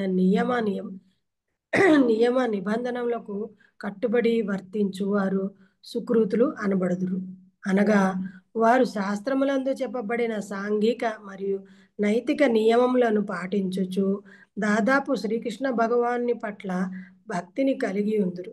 వీరిలో కొందరు ఆపదల ఎందు గలవారు ఆర్తులు, ధనమును వాంఛించువారు అర్థార్థులు, కొన్ని మార్లు జ్ఞానమును కోరువారు జిజ్ఞాసులు, పరసత్య జ్ఞానము అన్వేషించువారు జ్ఞానులు అని 4 తరగతుల భక్తులు కలరు. ఇట్టి వారు వివిధ పరిస్థితుల యందు దేవాది దేవుని సేవించుటకు వత్తురు. తమ సేవలకు ప్రతిఫలమును కోరి ఇండుటిచే వాస్తవమునకు వారు శుద్ధ భక్తులు కాజాలరు. శుద్ధ భక్తి అనున్నది కాంక్షలు మరియు వాంఛలకు అతీతమైనట్టిది. అట్టి శుద్ధ భక్తిని భక్తి రసామృత సింధువు 1.1.11 ఈ విధంగా నిర్వచించింది. అనాభిలాషితాశూన్యం మాతాజీ అన్యాభిలాషితాశూన్యం జ్ఞాన కర్మ అలాగే అన్నాను మాతాజీ. జ్ఞాన కర్మాద్య అనావృతం, జ్ఞాన కర్మాది అనావృతం, కర్మాద్యనావృతం అనావృతం అనుకూల్యేన కృష్ణానుశీలనం భక్తిరుత్తమా. హరే కృష్ణ మాత. ఇక్కడ ఏం చెప్తున్నారంటే మనకి నలుగురు ఉంటారని చెప్తున్నారు కదా. నిజంగానే మనం చూడండి, ఎప్పుడైనా కష్టాలు వచ్చినప్పుడు ఏం చేస్తాము? భగవంతుడి దగ్గరికి వెళ్ళిపోతాం. సుఖంలో ఉన్నప్పుడు మనం భగవంతుడి దగ్గరికి వెళ్తామా? చెప్పం. వెళ్ళి మనం పరీక్షలు పాస్ అవ్వాలంటే ఏం చేస్తాం? కృష్ణ నేను పాస్ అవ్వాలి, కృష్ణ నేను పాస్ అవ్వాలి, ప్లీజ్ ప్లీజ్ అని చెప్తాం. దేవుడా నన్ను పాస్ చేయించు అని. ఎప్పుడైతే రిజల్ట్స్ వచ్చాయో కృష్ణ థ్యాంక్ యూ నువ్వు నాకు పరీక్షలో పాస్ చేయించావని చెప్తామా? చెప్పాం. మన ఫ్రెండ్స్ కి చెప్పుకుంటాము, ఇది చేస్తాము, హైఫైలు కొట్టుకుంటాం, పార్టీలకు ప్లాన్ చేసుకుంటాం, అన్ని రకాలు చేస్తాం, కానీ కృష్ణకి చెప్పాం అనమాట. సో ఇట్లాగా మనం ఫస్ట్ కొంతమంది ఆర్తులు ఉంటారు, ఆపదల్లో ఉన్న వాళ్ళు, అలాంటి వాళ్ళు ఉంటారు చూసారా వాళ్ళు. అలాగే మనకి ధనం కావాలన్నా ఏం కావాలన్నా కూడా మనం భగవంతుడా మాకు కొంచెం ప్రాబ్లం గా ఉంది, డబ్బులు ఇది వచ్చేటట్టుగా చెయ్యను, లేకపోతే ఇల్లు కొనుక్కోవాలనో, లేకపోతే పిల్లలకి ఫీజులు కట్టడానికి ఇవి కావాలనో, అన్ని రకాలుగా మనం ఉద్యోగాలు రావాలని అలాగా మనం భగవంతుని ప్రార్థిస్తూ ఉంటాం అన్నమాట. ధనం కోసం ప్రార్థిస్తాము, అందుకని అర్థార్థి అంటారు. కొంతమంది జ్ఞానం కోసం అన్నమాట. అంటే నాకు ఏది జ్ఞానం కావాలి, కృష్ణునికి సంబంధించిన జ్ఞానం కావాలి, అలాంటివి తెలుసుకోవాలనుకుంటారు, కృష్ణుని గురించి తెలుసుకోవాలనుకుంటారు, వాళ్ళు జిజ్ఞాసులు అంటారు. తర్వాత భగవంతుని అబ్సల్యూట్ ట్రూత్ యొక్క ఆయన ఎవరు, ఏంటి, ఎలా వచ్చారు అని తెలుసుకునే వాళ్ళు కూడా వెళ్తారు అనమాట. భగవంతుడి గురించి తెలుసుకోవడానికి కూడా వెళ్తూ ఉంటారు. ఇలాగ 4 రకాల వాళ్ళు నా దగ్గరికి వస్తూ ఉంటారు అని చెప్పి. వీళ్ళందరూ కూడా వస్తారు, అయినా సరే వాళ్ళు కొంతమంది ఉంటారనమాట. ఏంటంటే వాళ్ళు ఏమీ కోరుకోరు, భగవంతుడి దగ్గర నుంచి ఏమీ కోరుకోరు. అలాంటి వాళ్ళని ఏమంటారంటే శుద్ధ భక్తులు అంటారు. ఆ శుద్ధ భక్తి అంటే ఏంటి అనేది భక్తి రసామృతంలో రూప గోస్వామి ఇలా చెప్తున్నారనమాట. అన్య అభిలాషిత శూన్యం జ్ఞాన కర్మాది అనావృతం అనుకూల్యైన కృష్ణానుశీలనం భక్తి ఉత్తమం. అదే భక్తి అన్నమాట. అన్య అభిలాషిత శూన్యం. అభిలాష అంటే కోరిక, అన్య అంటే వేరే వేరే కోరికలు. ఆ కోరికలు వేరే వేరేవైతే కోరికలు ఏముంటాయో అవన్నీ శూన్యం అన్నమాట. వాళ్ళకి ఏమీ ఉండవు అవి. కానీ వాళ్ళకి ఒకటే కోరిక ఉంటుంది, ఏంటంటే భగవంతుని భక్తి, ఆయనకి సేవ చేయాలనేది ఒక్కటే ఉంటుందన్నమాట. జ్ఞాన కర్మాది అనావృతం. వాళ్ళకి జ్ఞానము అంటే భగవంతుని గురించిందే ఉంటుందన్నమాట. దాంతోటే వాళ్ళు ఉండి ఉంటారు. అనుకూల్యైన కృష్ణ అనుశీలనం. వాళ్ళు ఏం చేసే పని అయినా సరే కృష్ణ సేవ చేసే పనే అనుకూల్యమైనది తీసుకొని వాళ్ళు చేస్తూ ఉంటారు. సో అలాంటి దాన్ని ఏమంటారంటే శుద్ధ భక్తి అంటారు, ఉత్తమ భక్తి అని కూడా అంటారు. ఆ ఇంకా ఏంటంటే కేవల భక్తి అంటారు, అనన్య భక్తి అంటారు. ఇలా ఈ శుద్ధ భక్తిని ఇన్ని పేర్లతోటి పిలుస్తూ ఉంటారు అనమాట. వాళ్ళకి కృష్ణ తప్ప వేరే ఏముండదు, కృష్ణుని సేవ తప్ప వేరే అభిలాష ఉండదన్నమాట. నాకు ఇది కావాలి అది కావాలి అని ఉండదు. అది ఆ శుద్ధ భక్తి యొక్క నిర్వచనము భక్తిరా సామ్రాజ్యంలో రూప గోస్వామి చెప్తారనమాట. సో ఇట్లాగా ఆ సరే, మిగతా కిందకి వెళ్ళిన తర్వాత చెప్పుకుందాం. నెక్స్ట్ చదవండి మాతాజీ, ఎవరన్నా కామ్యకర్మల ద్వారా దగ్గర నుంచి చదవండి. హరే కృష్ణ మాతాజీ. యాక్చువల్గా నా ఆ బుక్కి వెళ్ళిపోయింది శ్లోకానికి మాతాజీ. మీనింగ్ ఇది అనమాట. హరే కృష్ణ మాతాజీ. హరే కృష్ణ. ఎటువంటి భౌతిక అభిలాషలు గాని, కామ్య కర్మలు గాని, జ్ఞానపూర్వక తాత్విక కల్పనలు గాని లేకుండా అనుకూల్యముగా శ్రీకృష్ణ భగవానికి ప్రతి ఒక్కరూ దివ్యమైన ప్రేమయుక్త సేవ మనరింపవలసి ఉన్నది. అది ఏ వాస్తవమునకు శుద్ధమైన భక్తి అనబడును. ఇటువంటి 4 తరగతుల మనుషులు శ్రీకృష్ణ భగవాని సేవ ఎందు చేరినప్పుడు శుద్ధ భక్తుల సాంగత్యంలో శుద్ధ భక్తులు కాగలరు. కానీ దుష్కృతులైన వారి జీవనము స్వార్థపూరితము, క్రమరహితము, గమ్యశూన్యమై ఉండటం వలన వారికి భక్తిలో నెలకొనట అతి కష్టం కాగలదు. కానీ అదృష్టవశాత్తు ఒకవేళ వారు శుద్ధ భక్తుని సాంగత్యము పొందినచో భక్తులకు అవకాశము కలదు. కామ్య కర్మరతులు వారి కర్మలలో దుఃఖము సంప్రాప్తించినప్పుడు శ్రీకృష్ణ భగవాను చేరి భక్తులతో సాంగత్యము నిలిపి భక్తులుగా మారుదురు. నిరాశ పొందిన వారు సైతము కొన్ని మార్లు భక్తుల సాంగత్యమును పొంది భగవానుని గూర్చి తెలియ జిజ్ఞాసులగుదురు. అదే విధముగా శుష్క వేదాంతులు కూడా తమ జ్ఞాన విషయమున విసుగు చెంది భగవతత్వమును గూర్చి వాస్తవముగా తెలియగోరి శ్రీకృష్ణ భగవానికి సేవననర్చు సిద్ధమగుదురు. తత్కారణముగా వారు ఆ భగవాని కరుణ మరియు భక్తుల కరుణచే నిరాకార బ్రహ్మ భావన మరియు పరమాత్మ భావనలను దాటి సచ్చిదానంద విగ్రహ భావనకు ఒత్తురు. అనగా ఆర్తులు, జిజ్ఞాసులు, జ్ఞాన సముపార్జన అభిలాషులు, అర్ధార్థులు విషయాభిలాషల నుండి ముక్తులై భౌతిక లాభములు ఆధ్యాత్మిక పురోభివృద్ధికి ఏమాత్రము దోహదము కావని సంపూర్తిగా తెలిసినప్పుడు శుద్ధ భక్తులు కాగలరు. అట్టి భావనకు రానంత వరకు భక్తి యందు నెలకొని ఉన్నవారు జ్ఞాన కర్మాది పలు విషయములచే కలుషితమైనట్టి వారే అగుదురు. కనుక సంపూర్ణమైన శుద్ధ భక్తియుక్త సేవా స్థితికి వచ్చుటకు మనుజుడు వాటిని అధిగమింపవలసి ఉండును. బుక్ లో నాది కొద్ది వర్డ్స్ తేడా ఉంటాయి మ్యామ్, మీనింగ్ అదే ఉంటది. అవును, మీది డిఫరెన్స్ ఉంది, నాది ఇక్కడది నాది సేమ్ ఉంది. సో పర్వాలేదు Mataji, thank you very much. అయితే ఇక్కడ ఏం చెప్తున్నారంటే ఇదే అన్నమాట, ఈ శ్లోకం యొక్క మీనింగ్ ఇక్కడ చెప్తున్నారు. కామ్య కర్మలు అని చెప్తున్నారు చూసా, వాటి నుంచి గాని తాత్విక కల్పనల ద్వారా గాని ఏ భౌతిక లాభ అపేక్ష లేకుండా అనుకూలంగా దేవాది దేవుడైన శ్రీకృష్ణుడికి ప్రతి ఒక్కరూ దివ్యమైన సేవ ఉపయోగించాలి, చెయ్యాలి అని. అంటే ఇప్పుడు మనం సేవ చేస్తున్నాం అనుకోండి, ఇప్పుడు నేను సేవ చేశాను నాకేం లభిస్తుంది, అలా ఉండకూడదు అనమాట. మేము ఒకసారి ఒక చోట మందిర్ మార్జన్కి వెళ్ళాం అనమాట. అయితే ఒక ఆవిడ ఇట్లా ఇట్లా తుడుస్తుంది, మేము అందరం మంచిగా తుడుస్తున్నాము. ఇంకా కొంతమంది పిల్లలు వాళ్ళ ఉన్నారు, అయితే వాళ్ళైతే ఇలా పడి పడి అంతా తుడుస్తూ ఉన్నారనమాట. అయితే ఆవిడ ఇట్లా తుడిచేస్తుంది, వెళ్ళిపోయి అయిపోయింది. నాకు ఇంకొక చోటకి వెళ్తాను. 2 నిమిషాలు 5 నిమిషాలు కూడా కాకుండానే వెళ్తుంది, చేస్తుంది. అయితే మేమందరం మిగతా అక్కడ ఉంటున్నాము, చేసుకుంటున్నాము అందరము. ఆవిడ అంటుంది, ఎంతసేపు చేస్తారు మాతాజీ, రండి వాళ్ళు చేసుకుంటారు రండి అని. నేనన్నా ఉండని అన్న. తర్వాత ఇంకో ఆవిడ నేను వినలేదని నా పక్కన ఆవిడకు ఎవరైనా తోడు కావాలి కదా, పిలుస్తుంది అనమాట. పిలిచి రండి అని. అంటే ఇక్కడ ఇక్కడ ఇంత ఇంత సేవ చేస్తామా, మనకి ఇక్కడ చేస్తే ఏమొస్తుంది? మన ఇంటికెళ్ళి మళ్ళీ మనం చాకరీలు చేసుకోవద్దా? అక్కడ ఎవరు చేస్తారు? అక్కడ మనం చచ్చినట్టు మనమే చేసుకోవాలి కదా అని. అంటే నాకు అనిపించింది, అలాంటప్పుడు ఇక్కడికి రావడం ఎందుకు, సేవ చేయడానికి ఇక్కడికి రావడం ఎందుకు అని నాకు అనిపించింది అనమాట. వచ్చేసి 12:30 అట్లా అవుతుంది, అక్కడ ప్రసాదం స్టార్ట్ చేసేస్తారు సేవ చేసే వాళ్ళకి. రండి వెళ్ళిపోయి తినేసేద్దాం. నేను అన్నాను, నేను సాయంత్రం వరకు ఉండదలుచుకున్నాను మాతాజీ, మా వాళ్ళందరూ చేస్తున్నారు, నేను కూడా చేసుకుని నేను మెల్లిగా వెళ్తాను, మీకు టైం అయితే మీరు వెళ్ళిపోండి. లేదు మాతాజీ మిమ్మల్ని అక్కడ డ్రాప్ చేస్తాను. నాకు అక్కర్లేదు మాతాజీ, నేను బస్సులో వెళ్ళిపోతాను, నాకు లేకపోతే ఎవరో ఒకళ్ళు ఉన్నారు డ్రాప్ చేయడానికి, మీరు వెళ్ళండి. సో ఏంటంటే మనము వేరే ఆపేక్ష గాని అభిలాష, అంటే ఇప్పుడు నేను ఏదో చేశాను అంటే పేరు కోసం చేస్తున్నాను అని కాదు. మనం భగవంతుడికి సేవ చేసేది హృదయపూర్వకంగా, దాని నుండి ఏమి అభిలాష అంటే ఏమి ఫలాపేక్ష లేకుండా మనం భగవంతుడికి సేవ చేయడం అన్నమాట. ఇప్పుడు నేను అక్కడ తుడుస్తున్నాను, చేస్తున్నాను, ఏమైనా చేస్తున్నానంటే నాకేమైనా లాభం వస్తుందా అని ఆలోచించుకునేది అది నిజమైన శుద్ధమైన భక్తి కాదనమాట, భక్తియుత సేవ కాదు. కాబట్టి మనం చేసే ఏదో చేస్తూ ఉంటాము కామ్యకర్మల ద్వారా అంటున్నారు చూసారా. నాకు ఫలానాది వస్తుంది అని చెప్పేసి నేను అన్నదానం చేయడం గాని ఇంకేమన్నా చేయడం గాని చేస్తాను చూసారా, అలాంటివన్నీ కూడా ఉండకూడదు అనమాట. భౌతిక లాభ ఆపేక్ష అని అంటే భౌతికమైన విషయాల పట్ల లాభం నాకు ఏదన్నా కలుగుతుంది అనే దాని మీద ఆపేక్ష అంటే ఇంట్రెస్ట్ కానీ ఇష్టం కానీ ఉంటూ నేను సేవ చేయడము అది భక్తియుత సేవ అంటే శుద్ధమైన భక్తియుత సేవ అనిపించుకోకూడదు అనమాట. అలాంటివి లేకుండా మనం భగవంతుడికి చెయ్యాలి. అది చేసేటప్పుడు ఎట్లా చేయాలి అంటే ప్రేమతోటి భక్తితోటి చేయాలి. ఎలా అయితే మన పిల్లల్ని చిన్నప్పటి నుంచి మనం పెంచుతూ ఉన్నాం. కొంతమందికి ఉండొచ్చు కాక, ఇప్పుడు నేను సేవ చేస్తున్నాను అంటే వాళ్ళు పెద్ద అయ్యాక నన్ను చూస్తారు అనే ఉద్దేశంతో కూడా చేస్తూ ఉండొచ్చు. కానీ మనం చిన్న పిల్లలుగా ఉన్నప్పుడు మన పిల్లలు అని చెప్పి మనం ఎంత అపురూపంగా వాళ్ళకి ఏమి లాభం ఆశించకుండా మనం ఎలా చేస్తామో అలాగా భగవంతుడికి మనము సేవ చేయాలన్నమాట.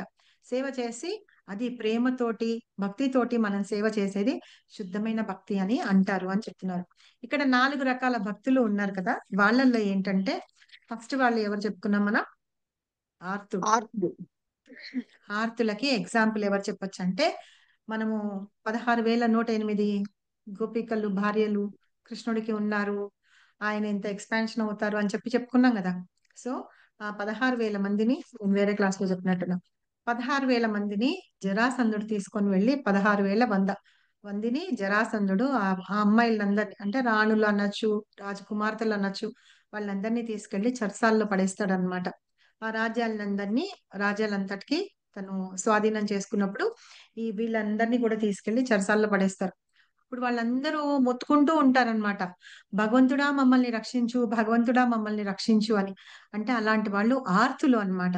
మనం ఎప్పుడైతే మనకి రక్షణ కావాలి, మనల్ని ఎవరైనా రక్షించే వాళ్ళు వస్తారు అని చెప్పి మనం ప్రాధేయపడుతూ ఉంటాం చూసారా, అలాంటి వాళ్ళని ఆర్తులు అంటారు.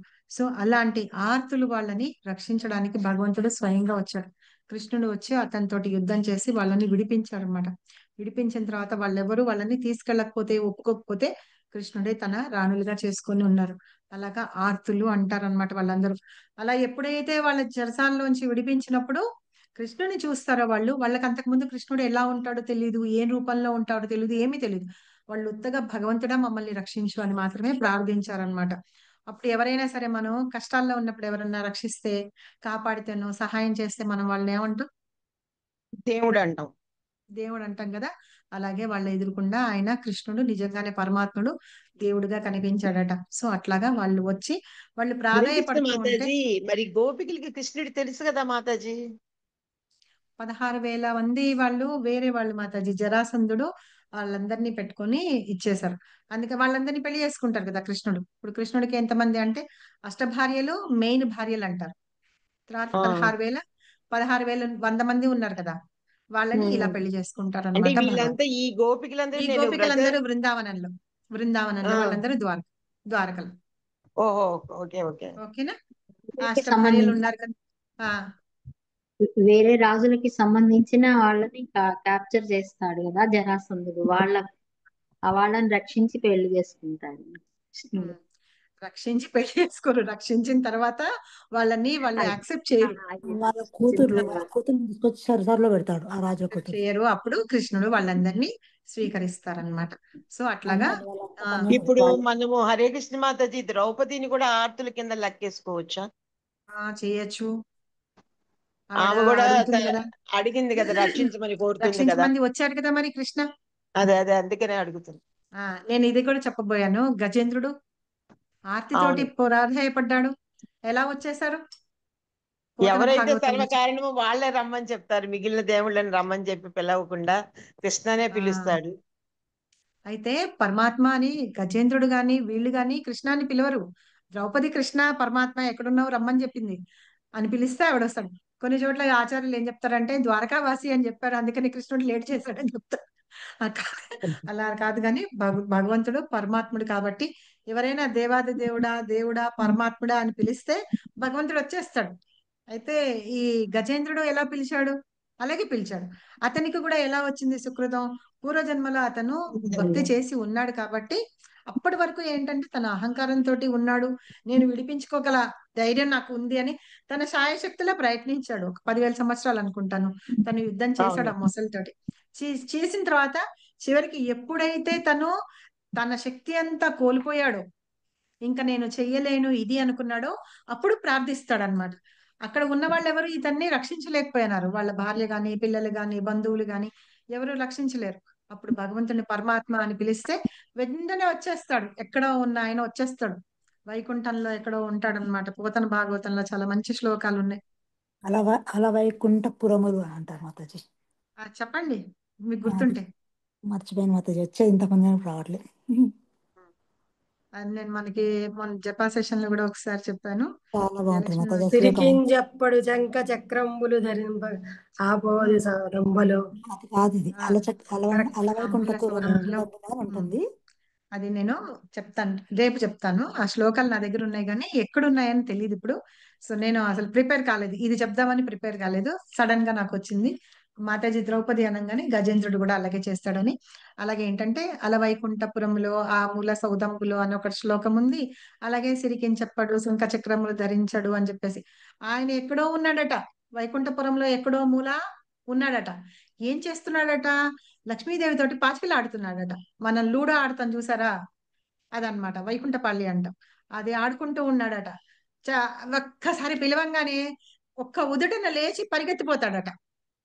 ఈ కండువా ఉండదు, లక్ష్మీదేవికి చెప్పడు, ఎక్కడికి వెళ్తున్నాడో చెప్పడు, శంఖచక్ర గదా పద్మాలు ఏమి ధరించడు, గరుత్మంతుడిని పిలవడు, ఏమీ చెప్పడు. ఇంకా పరిగెత్తుకొని వెళ్ళిపోతున్నాడట. వెళ్ళిపోతుంటే వీళ్ళకి ఏమీ అర్థం కాదనమాట. అలా లక్ష్మీదేవి వెనకాల వస్తుంటే ఆవిడ వెనకాల శంఖచక్ర కథా పద్మాలు వస్తూ ఉంటే వెనకాల గరుత్మంతుడు స్పీడ్ ఎంత ఉంటుంది కదా, వీళ్ళందరినీ మించి ఇంకా ఫాస్ట్ గా వచ్చేసి ముందుకొచ్చి విష్ణుమూర్తిని ఎక్కించుకుని వస్తాడనమాట. అలా భగవంతుడు అలా వచ్చి రక్షిస్తాడు. అలాగా వాళ్ళని ఆర్తులు అంటాం అనమాట. రెండో వాళ్ళు అర్థార్థులు. అర్థార్థుల్లో మీకు ఎవరికన్నా ఎగ్జాంపుల్ గుర్తుందా? అంటే ధనం కోసం నాకు ఇంత కావాలి, ఆ రాజ్యం కావాలి, ఈ రాజ్యం కావాలి, ఇంత పెద్ద వైభవం కావాలి, ధ్రువ మహారాజ్. సో అలాగా అది కావాలి అని చెప్పేసి ప్రార్థిస్తారనమాట. అలా కూడా ప్రార్థిస్తారు. ధ్రువుడు ఎందుకు అలా చేశాడు స్టోరీ తెలుసు కదా మనకి, తెలుసా? అందరికీ తెలుసు కదా. ధ్రువుడు రాజ్యం కోసం ఎక్కడైతే వాళ్ళ సవితి తల్లి అతన్ని వాళ్ళ నాన్నగారి ఒళ్ళో కూర్చున్నప్పుడు తోసి కింద పడేస్తే, ఈ సీట్ లో కూర్చోవాలి, ఆయన ఒళ్ళో కూర్చోవాలంటే నువ్వు నా కొడుకువై ఉండాలి, ఈ రాజ్యాన్ని అంటే ఈ రాజ్యం ఉంది కాబట్టి ఆయన ఇది కాబట్టి ఇంతకంటే పెద్ద రాజ్యం కావాలి, మా తాతగారి కంటే పెద్ద రాజ్యం కావాలి అని. అది ఎలా లభిస్తుంది అంటే వాళ్ళ అమ్మ చెప్తుంది, భగవంతుడిని ప్రార్థించమని. వెళ్ళిపోతాడు, అడవుల్లో వెళ్ళిపోతాడు. అలా వెళ్ళి భగవంతుడిని ప్రార్థిస్తే భగవంతుడు స్వయంగా వస్తాడు. అలా ఎలా తపస్సు చేయాలని చెప్పి నారదముని వచ్చి చెప్తాడు అనమాట. చెప్పిన తర్వాత తను ధ్రువుడు భగవంతుడిని చూసేప్పటికీ, నేను చిన్న గడ్డి పొంకు కోసం చూశాను, ధ్రువలోకమే ఇచ్చేసాడు భగవంతుడు అతనికి. సో అలా ఉంటుందన్నమాట భగవంతుని యొక్క ఇది. సో అది ఒకటి. రెండో వాళ్ళు ఎవరు? ఆర్తులు, అర్థార్థులు. తర్వాత మూడో వాళ్ళు ఏంటంటే జిజ్ఞాసులు. జ్ఞానం కావాలి అనుకుంటారనమాట. జ్ఞానం కావాలి అని కోరుకుంటూ ఉంటారు. వాళ్ళు ఎవరు?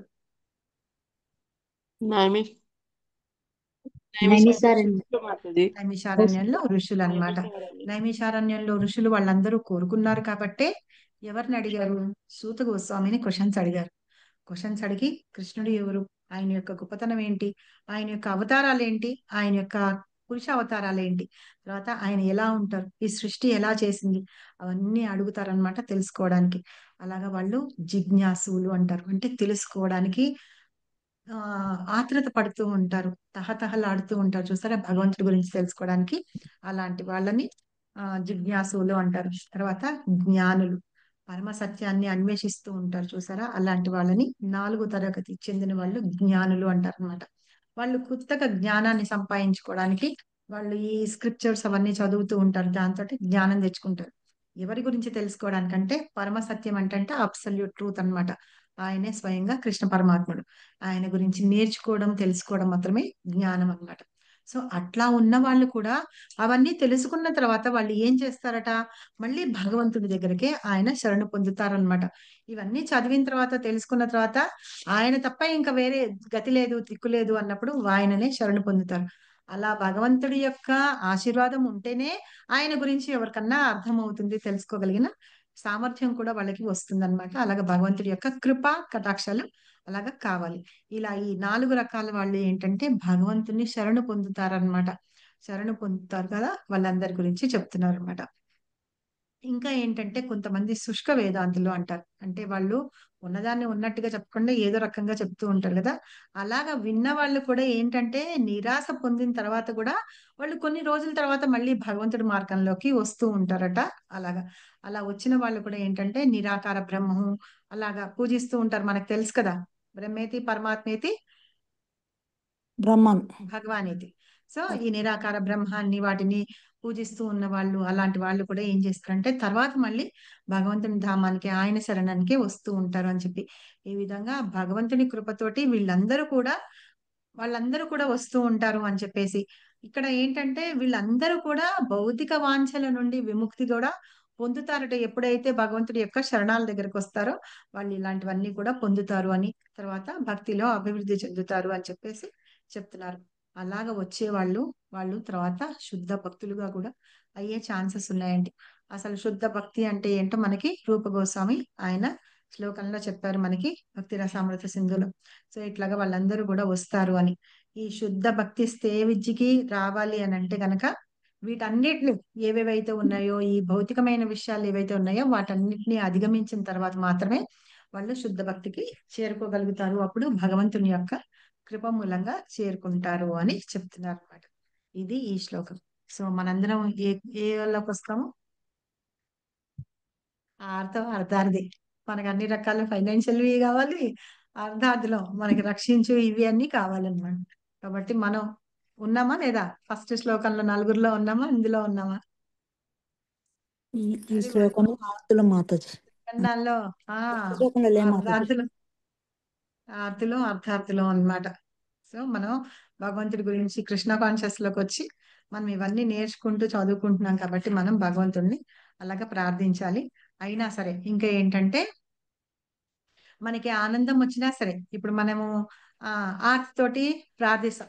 ఇంతెందుకు మీరు బస్ స్టాప్ లో నుంచుండి బస్సులు రాలేదనుకోండి, హాఫ్-అన్-అవర్ దేవుడా ఒక్క బస్సు రావట్లేదు, దేవుడా ఒక్క బస్సు రావట్లేదు, ఒక్క బస్సు పంపించవచ్చు కదా, ఆఫీస్కి వెళ్ళడానికి లేట్ అయిపోతుంది, బాసు మళ్ళీ ఆబ్సెంట్ వేసేస్తారనుకోండి, హెచ్ఆర్ ఒక హాఫ్ డే శాలరీ పోతుంది కదా, హాఫ్ డే శాలరీ పోతుంది కదా, కట్ అయిపోతుంది లేట్ గా వెళ్తే, లేదంటే తిట్లు పడతాయి, అవన్నీ పడతాయి కదా. అప్పుడు కూడా నుంచొని బస్ స్టాప్ లో మీరు అనుకుంటారో లేదో, నేనైతే ఆడిట్ ఆఫీస్కి వెళ్ళేటప్పుడు, మా ఆఫీస్కి వెళ్ళేటప్పుడు నేను అలాగే అనుకునేదాన్ని. బయట ఆడిట్కి వెళ్ళేటప్పుడు నేను అనుకునేదాన్ని కదా, అక్కడ మనమే రాజులం, వాళ్ళు మమ్మల్ని చూస్తే గజగజ వణికిపోతుంటారు. ఇంకా బ్యాక్ లో అయితే ఇంకా భయంకరం అనమాట. అమ్మో ఆడిటర్స్ వచ్చారని వాళ్ళు పెద్దగా మాట్లాడేవాళ్ళు కదా మమ్మల్ని చూసి, ఎందుకంటే వాళ్ళు మాట్లాడుకునేది ఏదన్నా ఉంటే మేము నోట్ చేసుకుని మా చెవులు అటువైపే ఉంటాయి ఎవరెవరు మాట్లాడుతున్నారు అవన్నీ నోట్ చేసుకుని మళ్ళీ మా ఆడిటర్ చెప్పేస్తాం కదా, అందుకని వాళ్ళు అసలు ఏం మాట్లాడరు అనమాట. మేము వస్తున్నామంటే చాలు ఏం పేపర్లు అడుగుతామో అనేసి వాళ్ళు చాలా భయంగా ఉంటారు. అదల్లా ఒక్కొక్కప్పుడు నటన అనిపిస్తుంది, తెలుస్తుంది మాకు. కాకపోతే ఏంటంటే మళ్ళీ వెళ్ళి ఆడిటర్ అక్కడ ఏమి బ్లాక్ మార్క్ పెడతాడో, మళ్ళీ అవి ఎక్కడికి వెళ్తాయో అని వాళ్ళకు ఉంటాయి కదా. ఆ క్యాలిక్యులేషన్స్ అవి చేసేటప్పుడు కూడా వాళ్ళు ఎక్కడ చిన్న తప్పు వచ్చింది అనుకోండి, నేను చేశానా ఏమైనా మిస్టేక్స్ ఉన్నాయా అని అడుగుతారు అనమాట లంచ్ టైంలో వచ్చి. అది ఎందుకంటే ఒక్కొక్కరిని ఒక్కొక్కసారి షిఫ్ట్ చేస్తూ ఉంటారు. ఒక్కొక్కసారి ఏమంటారు మనం క్యాష్ ఇచ్చే దగ్గర అక్కడ పెడితే ఒకసారేమో మామూలుగా పని చేసే చోట పెడతారు. అట్లాగా షిఫ్ట్ చేస్తూ ఉంటారు. ఒక 4 నెలలకు 5 నెలలకు ఒకసారి వాళ్ళని మారుస్తూ ఉంటారు అనమాట. సో అట్లాగా మారుస్తారు కదా. నేను ఏమైనా తప్పు చేశానా అని అడుగుతూ ఉంటారు వచ్చి. ఇప్పుడు ఉన్నట్టుగా కంప్యూటర్లో అంత లేదు కదా. ఇప్పుడు అన్ని కంప్యూటర్స్ చేసేస్తే అప్పట్లో అంత లేవు కదా. మేము మాన్యువల్ గా క్యాల్కులేట్ చేయాల్సి వచ్చేది. సో అట్లాగే ఏంటంటే ప్రతిసారి మేము ఆఫీస్ వెళ్ళితే చాలు ఆడిటర్ సుత్తి కొడతాడని చెప్పేసి దేవుడా ప్లీజ్ వాడి సుత్తి భరించలేక బాధపడాలి, తొందరగా బస్సు దొరికేటట్టు చెయ్యని నేనైతే అలాగే కోరుకునేదాన్ని భగవంతుడిని. సో అట్లా కోరుకునే వాళ్ళం అనమాట. అలాగా ఏంటంటే మనందరం ప్రతిసారి భగవంతుని కోరుకుంటూ ఉంటాం. తర్వాత బస్సు దొరకంగానే థ్యాంక్ యూ దేవుడా అనుకొని ఎక్కేసేవాళ్ళు అనమాట. ఒక 2-3 కలిసి వెళ్తాం కదా. సో అట్లాగా ఉండేది. సో మీరు కూడా అలాగే ఉండి ఉంటారేమో ఎవరన్నా అని నేను అనుకుంటున్నాను. చూడండి మీరు కూడా ఆ బాబతో ఏమన్నా అయితే అయిన తర్వాత థ్యాంక్స్ చెప్పండి భగవంతుడికి ఎప్పుడైనా సరే. తర్వాత రేపు ఈ శ్లోకం చెప్పుకుందాం. ఈ శ్లోకం చెప్పుకునే ముందు భక్తి ఎన్ని రకాలు ఉంటుంది. సరే అయితే ఇప్పుడు 4 రకాలు రారు అని చెప్పుకున్నాం, 4 రకాలు వస్తారు భగవంతుడి చరణం. వాళ్ళల్లో ఎవరంటే భగవంతుడికి ఇష్టం అని ఇప్పుడు ఎవరికైనా ఐడియా ఉందా? అంటే ఇష్టం మాతాజీ. ధరించడానికే వాళ్ళని ఒక రకంగా తీసుకుంటారు కానీ జ్ఞానం అది ఒక రకంగా అడగని వాళ్ళని కూడా అడిగేలాగా ఒకలాగా తయారు చేస్తారని అనుకుంటున్నాను నేనైతే. అవునా? సరే పద్మజ మాతాజీ ఏంటో చెప్తున్నారు. జ్ఞానులు మాతాజీ. జ్ఞానులా?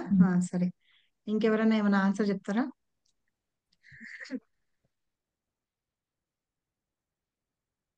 సరే బోల్ ఇంకెవరి దగ్గర ఏమైనా ఆన్సర్ ఉందా? ఎవరికి భగవంతుడు ఎవరంటే భగవంతుడికి ప్రియము అని? నిరంతరంగా భక్తి చేసేవారు కదా మాతాజీ. భగవంతుడు సేవ చేసేవారు అంటే ఇష్టం మాతాజీ. నిరంతరంగా భక్తి చేసేవాళ్ళు, శ్రద్ధతో స్వయంగా భక్తి కృష్ణ. భగవంతుడు సేవ చేసేవారు. సో 3 రకాల భక్తి ఉందన్నమాట. ఒకటి ఏంటంటే గుణహిత భక్తి. అంటే నగేష్ ప్రభు చెప్పండి. మాతాజీ భగవద్గీతలోనే కృష్ణ పరమాత్మ చెప్పాడు కదా మాతాజీ, యోగానపి సర్వేషణం. ఇప్పుడు ఎవరైతే యోగి అయ్యి నిరంతరము నా నామాన్ని జపిస్తుంటారో వాళ్ళే నాకు అత్యంత ప్రియులు అని చెప్తారు మాతాజీ. యోగి అయ్యి మళ్ళీ కంటిన్యూస్ గా నామజపం చేస్తుండాలి. సరే ఇప్పుడు మనము 7th చాప్టర్ లో 17th శ్లోకంలో కూడా కృష్ణ చెప్తారనమాట. ఎవరు నాకు ప్రియమైన వాడు, మిక్కిలి ప్రియమైన వాడు అని చెప్తారు. మిక్కిలి ప్రియమైన వాడు, చాలా ఇష్టమైన వాడు అని చెప్పి. అయితే 3 రకాల భక్తి ఉంది. ఒకటి గుణహిత భక్తి, ప్రధాన హిత భక్తి, కేవల భక్తి. కేవల భక్తినే అన్య భక్తి, అనన్య భక్తి, శుద్ధ భక్తి అని చెప్తాం అన్నమాట. గుణహిత భక్తి అంటే త్రిగుణాలు ఉన్నాయి కదా మనకి, వాటి మీద ఆధారపడి ఉండే భక్తి అన్నమాట. తర్వాత ప్రధాన హిత భక్తి, అదంటే ఏంటంటే అది కంబైన్డ్ క్లబ్ అవుతుంది. కొన్ని గుణాలు ఇవి క్లబ్ అవుతూ ఉంటుంది, మామూలుగా భక్తి కూడా కలిగి ఉంటుంది అన్నమాట. అది ప్రధాన హిత భక్తి అంటారు. తర్వాత కేవల భక్తి ఇందాక మనం చెప్పుకున్నాము. రూపగోస్వామి ఏం చెప్పారు? అన్యాభిలాషిత శూన్యం జ్ఞాన కర్మాది అనావృతం అనుకూలైన కృష్ణానుశీలనం భక్తి ఉత్తమం అని. ఆ ఉత్తమమైన భక్తి చేస్తారు చూసారా, అలాంటి వాళ్ళని అంటే నాకు చాలా ఇష్టము అని చెప్తున్నారు అనమాట. మీ దగ్గర ఇందులో అయితే మనం చదువుకుంటున్న 108 శ్లోకాలు అయితే లేదు. భగవద్గీత ఉంటే అదే చాప్టర్ లో 17th శ్లోకం చదవండి. అందులో భాష్యము ఇందులో చూడండి, ఏమంటారు అనువాదంలో, ట్రాన్స్లేషన్ లో చూడండి. ఎవరి దగ్గర ఉందా బుక్? ఉంది మాతాజీ. వీరందరిలో పూర్ణ ఉపదేశామృతం రావాలా మాతాజీ? ఒకరి తర్వాత ఒకరు చదవండి. నిత్యయుక్త ఏక భక్తి విశిష్యతే ప్రియో హి జ్ఞానినోత్యర్థమహం సచ మమ ప్రియః. ఆర్తుడు అర్థార్థి దివ్య జ్ఞానం సంపాదించగోరిన వారు జ్ఞానులు అయిన తర్వాత విషయ కోరికల నుండి విడిపడినప్పుడు శుద్ధ భక్తులు కాగలరు. సంపూర్ణ జ్ఞానం కలిగి సదా భక్తియుక్త సేవలో నియుక్తుడై ఉండేది వాడు అత్యంత ఉత్తముడు. ఏలైనా నేను అతనికి మిక్కిలి ప్రియుడును మరియు అతడును నాకు మిక్కిలి ప్రియతముడు. ఇది అనువాదం మాతాజీ. చాలండి మాతాజీ, ఉండండి మాతాజీ. మాతాజీ స్వర్ణ మాతాజీ మీరు చదవండి, 17th ట్రాన్స్లేషన్ చదవండి. వీరందరిలో పూర్ణ జ్ఞానంలో ఉన్నవాడు, సర్వదా విశుద్ధ భక్తియుత సేవలో నెలకొనేవాడు అయిన వ్యక్తి ఉత్తముడు, ఎందుకంటే నేను అతనికి అతి ప్రియమైన వాడిని, అతడు నాకు ప్రియమైన వాడు. అలా నెలకొని ఉన్నవాడు అత్యంత ఉత్తముడు అని చెప్తున్నాడు. మామూలు ఉత్తముడు కూడా కాదు, చాలా చాలా చాలా. మనం డియర్ డియర్ డియరెస్ట్ అట్లా చెప్తామా, గ్రేట్ గ్రేట్ గ్రేటెస్ట్ అట్లా అన్నమాట, సూపర్లేటివ్ డిగ్రీలో. వాళ్ళు అత్యంత ఉత్తములు, దానిపైన ఇంకొకటి లేదనమాట, సూపర్లేటివ్ డిగ్రీ అని లేదు. డీరెస్ట్ వాళ్ళు, అలాంటి వాళ్ళు నాకు చాలా ఇష్టమైన వాళ్ళు, అత్యంత ఉత్తముడు అని. అలాగా ఆ శుద్ధ భక్తిలో నెలకొని ఉన్న వాళ్ళు. శుద్ధ భక్తి అంటే ఏంటి అని మనం ఇందాక చూసాం కదా, వేరే ఆలోచన అన్య అభిలాషిత శూన్యంగా ఉంటూ, మనం భక్తి అనేది కృష్ణానుశీలనం, ఏది చేస్తామో అది మనకు కృష్ణుడికి సేవ చేసేటందుకు అనుకూలమైన భక్తే ఉత్తమమైన భక్తి, ఆ వేరే అభిలాష లేకుండా చేయడం అన్నమాట. అలాంటి వాళ్ళు కృష్ణుడికి చాలా ఇష్టమైన వాళ్ళట. ఓకేనా? ఓకేనా? అసలు ఎవరు రెస్పాండ్ అవ్వట్లేదు ఏంటి? అర్థం కాలేదా? మాత చెప్పినప్పుడు ఆ నలుగురిలో ఎవరు అని అడిగినట్టు అనిపించింది క్వశ్చన్, అందుకనే ఇప్పుడు ఇప్పుడు నలుగురు నాకు శరణానికి వస్తారు, నలుగురు శరణానికి రారు. కానీ అంటే ఇప్పుడు వీళ్ళల్లో కూడా మనం ఇందులోనే ఏం చెప్పుకున్నాము చూడండి, వీళ్ళ నలుగురు కూడా కాకపోతే శుద్ధ భక్తిలోకి ఎవరు వస్తారో వాళ్ళంటే నాకు చాలా ఇష్టం అని చెప్తున్నారు. అందుకనే ముందు శ్లోకంలో శుద్ధ భక్తులు అని చెప్పారు కదా, వాళ్ళంటే నాకు చాలా ఇష్టం అని చెప్తున్నారు అనమాట. ఇప్పుడు కొంతమంది ఏంటి, కోరికలు అయిపోయిన తర్వాత వదిలిపెట్టేస్తాం అనమాట. అవసరం ఉన్నంత వరకే మనం భగవంతుని ప్రార్థిస్తాం. కొబ్బరికాయ కొట్టాము, చెప్పాను కదా ఇందాక, పరీక్షలు కావాలి, మంచిగా రాయాలి, వచ్చింది రిజల్ట్, అవసరం లేదు. తర్వాత మళ్ళీ ఇంకా ఉద్యోగం కావాలంటే మళ్ళీ వెళ్తాం, కృష్ణ నాకు ఉద్యోగం కావాలి, ఉద్యోగం కావాలి, ఉద్యోగం కావాలి. కృష్ణ ఉద్యోగం ఇప్పించారు, మళ్ళీ అయిపోయింది. మళ్ళీ ఏదైనా ప్రాబ్లం వచ్చినప్పుడే వస్తాం అన్నమాట. అలా ఉంటాం మనం అందరం. సో అయినా సరే ఎలాంటి వాళ్ళందరికీ కూడా భగవంతుడు ఇంకొకటి కూడా అంటారు చూసారా, మనం మనం అదే ఒక పని చేస్తామని, మనం ఏం చేస్తాము, ఎవరైనా మనకి హెల్ప్ చేసాం అనుకో, చేసిన తర్వాత వాళ్ళు థ్యాంక్స్ చెప్పకపోతే, వీడికి కొంచెం కూడా కృతజ్ఞత లేదు, థ్యాంక్స్ కూడా చెప్పలేదు, ఇంకొకసారి అడిగితే నేను వాడికి హెల్పే చేయను అనుకుంటామా లేదా? హరి బోల్. అనుకుంటాం మాతాజీ, అనుకుంటామా? అనుకుంటాం మాతాజీ. అనుకుంటాం కదా. మరి కృష్ణ అలా అనుకోరు చూడండి, కృష్ణ అలా అనుకోరు. మనకి ఏంటంటే మనకి ఇస్తూ ఇస్తూ అలాగే ఇస్తూ ఉంటారు. అలా ఇస్తూ ఉన్నప్పుడు మనం తర్వాత ఎప్పుడో ఒకప్పుడు ఆయన దగ్గరికి వెళ్తాం అన్నమాట. తప్పకుండా మనం భగవంతుడిని వెళ్తాము, ఆయన శరణు పొందుతాం. అదే చెప్తారనమాట, give give give for give. మనం మళ్ళీ వెళ్ళకపోయినా సరే భగవంతుడు ఏం చేస్తారంటే మనల్ని ఫర్గివ్ చేస్తారు. కానీ మనం ఏంటంటే తీసుకోవడమే మనకి తెలుసు, కానీ ఇవ్వడం మనకి తెలియదు అనమాట. Get get get and forget. తీసుకుంటాం, తర్వాత భగవంతుడిని మర్చిపోతాం అనమాట. దీని గురించి నేను ప్రభుపాద ఆర్మీలో మొన్నొకసారి పెట్టాను, ఒకటి చిన్న రీల్ పెట్టాను, రాధేశ్యామ్ ప్రభు పెట్టింది. Get get get forget, give give give and forgive. అది భగవంతుడు చేస్తాడనమాట. మనం ఎప్పుడూ అలా ఉండకూడదు. మనం తీసుకున్న దానికి కృతజ్ఞతా భావంతో ఉండాలన్నమాట. భగవంతుడికి థ్యాంక్స్ చెప్పుకుంటూ ఉండాలి ఎప్పుడు మనం. సో అది మనం చేయవలసిన పని. అలాగా ఉంటూ అంటే ఏమీ ఆశించకుండా నా దగ్గర నుంచి నాకు సేవ చేసే వాళ్ళు అంటే అలాంటి వాళ్ళు నాకు చాలా అత్యంత ప్రియమైన వాళ్ళు అని కృష్ణ భగవానుడు చెప్తున్నాడు. తర్వాత నెక్స్ట్ రేపు ఇంకా ఏం చెప్తున్నారు మనం చూద్దాం. Thank you very much. శ్రీమద్ భగవద్గీతకి జై, శ్రీల ప్రభుపాద్ కి జై, శ్రీల గురుదేవ్ కి జై, నీతాయ్ గౌర్ సీతానాథ్ ప్రేమానందే హరి హరి బోల్. ఎవరికైనా డౌట్స్ ఉన్నాయా? ఇది లాస్ట్ చెప్పారు కదా, అది కొద్దిగా టెక్స్ట్ మెసేజ్ ఉంటే పెడతారా మాతాజీ వాట్సాప్ గ్రూప్ లో? ఏది లాస్ట్ శ్లోకం? చివరిగా చెప్పారు కదా భక్తికి, దాని గురించి ఎవరు ఇష్టమని, టెక్స్ట్ మెసేజ్ ఉంటే అచ్చా, పెడతారు కదా. ఒక రీల్ అన్నాను అదా? ఇంతకుముందు లాస్ట్ చెప్పారు కదా, చివరిగా ఎవరు నాకు అత్యంత ప్రియులు అని చెప్పారు కదా.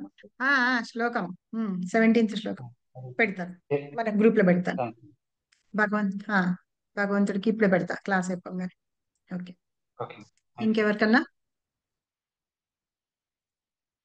ఇంకెవరికన్నా డౌట్స్ ఉన్నాయా?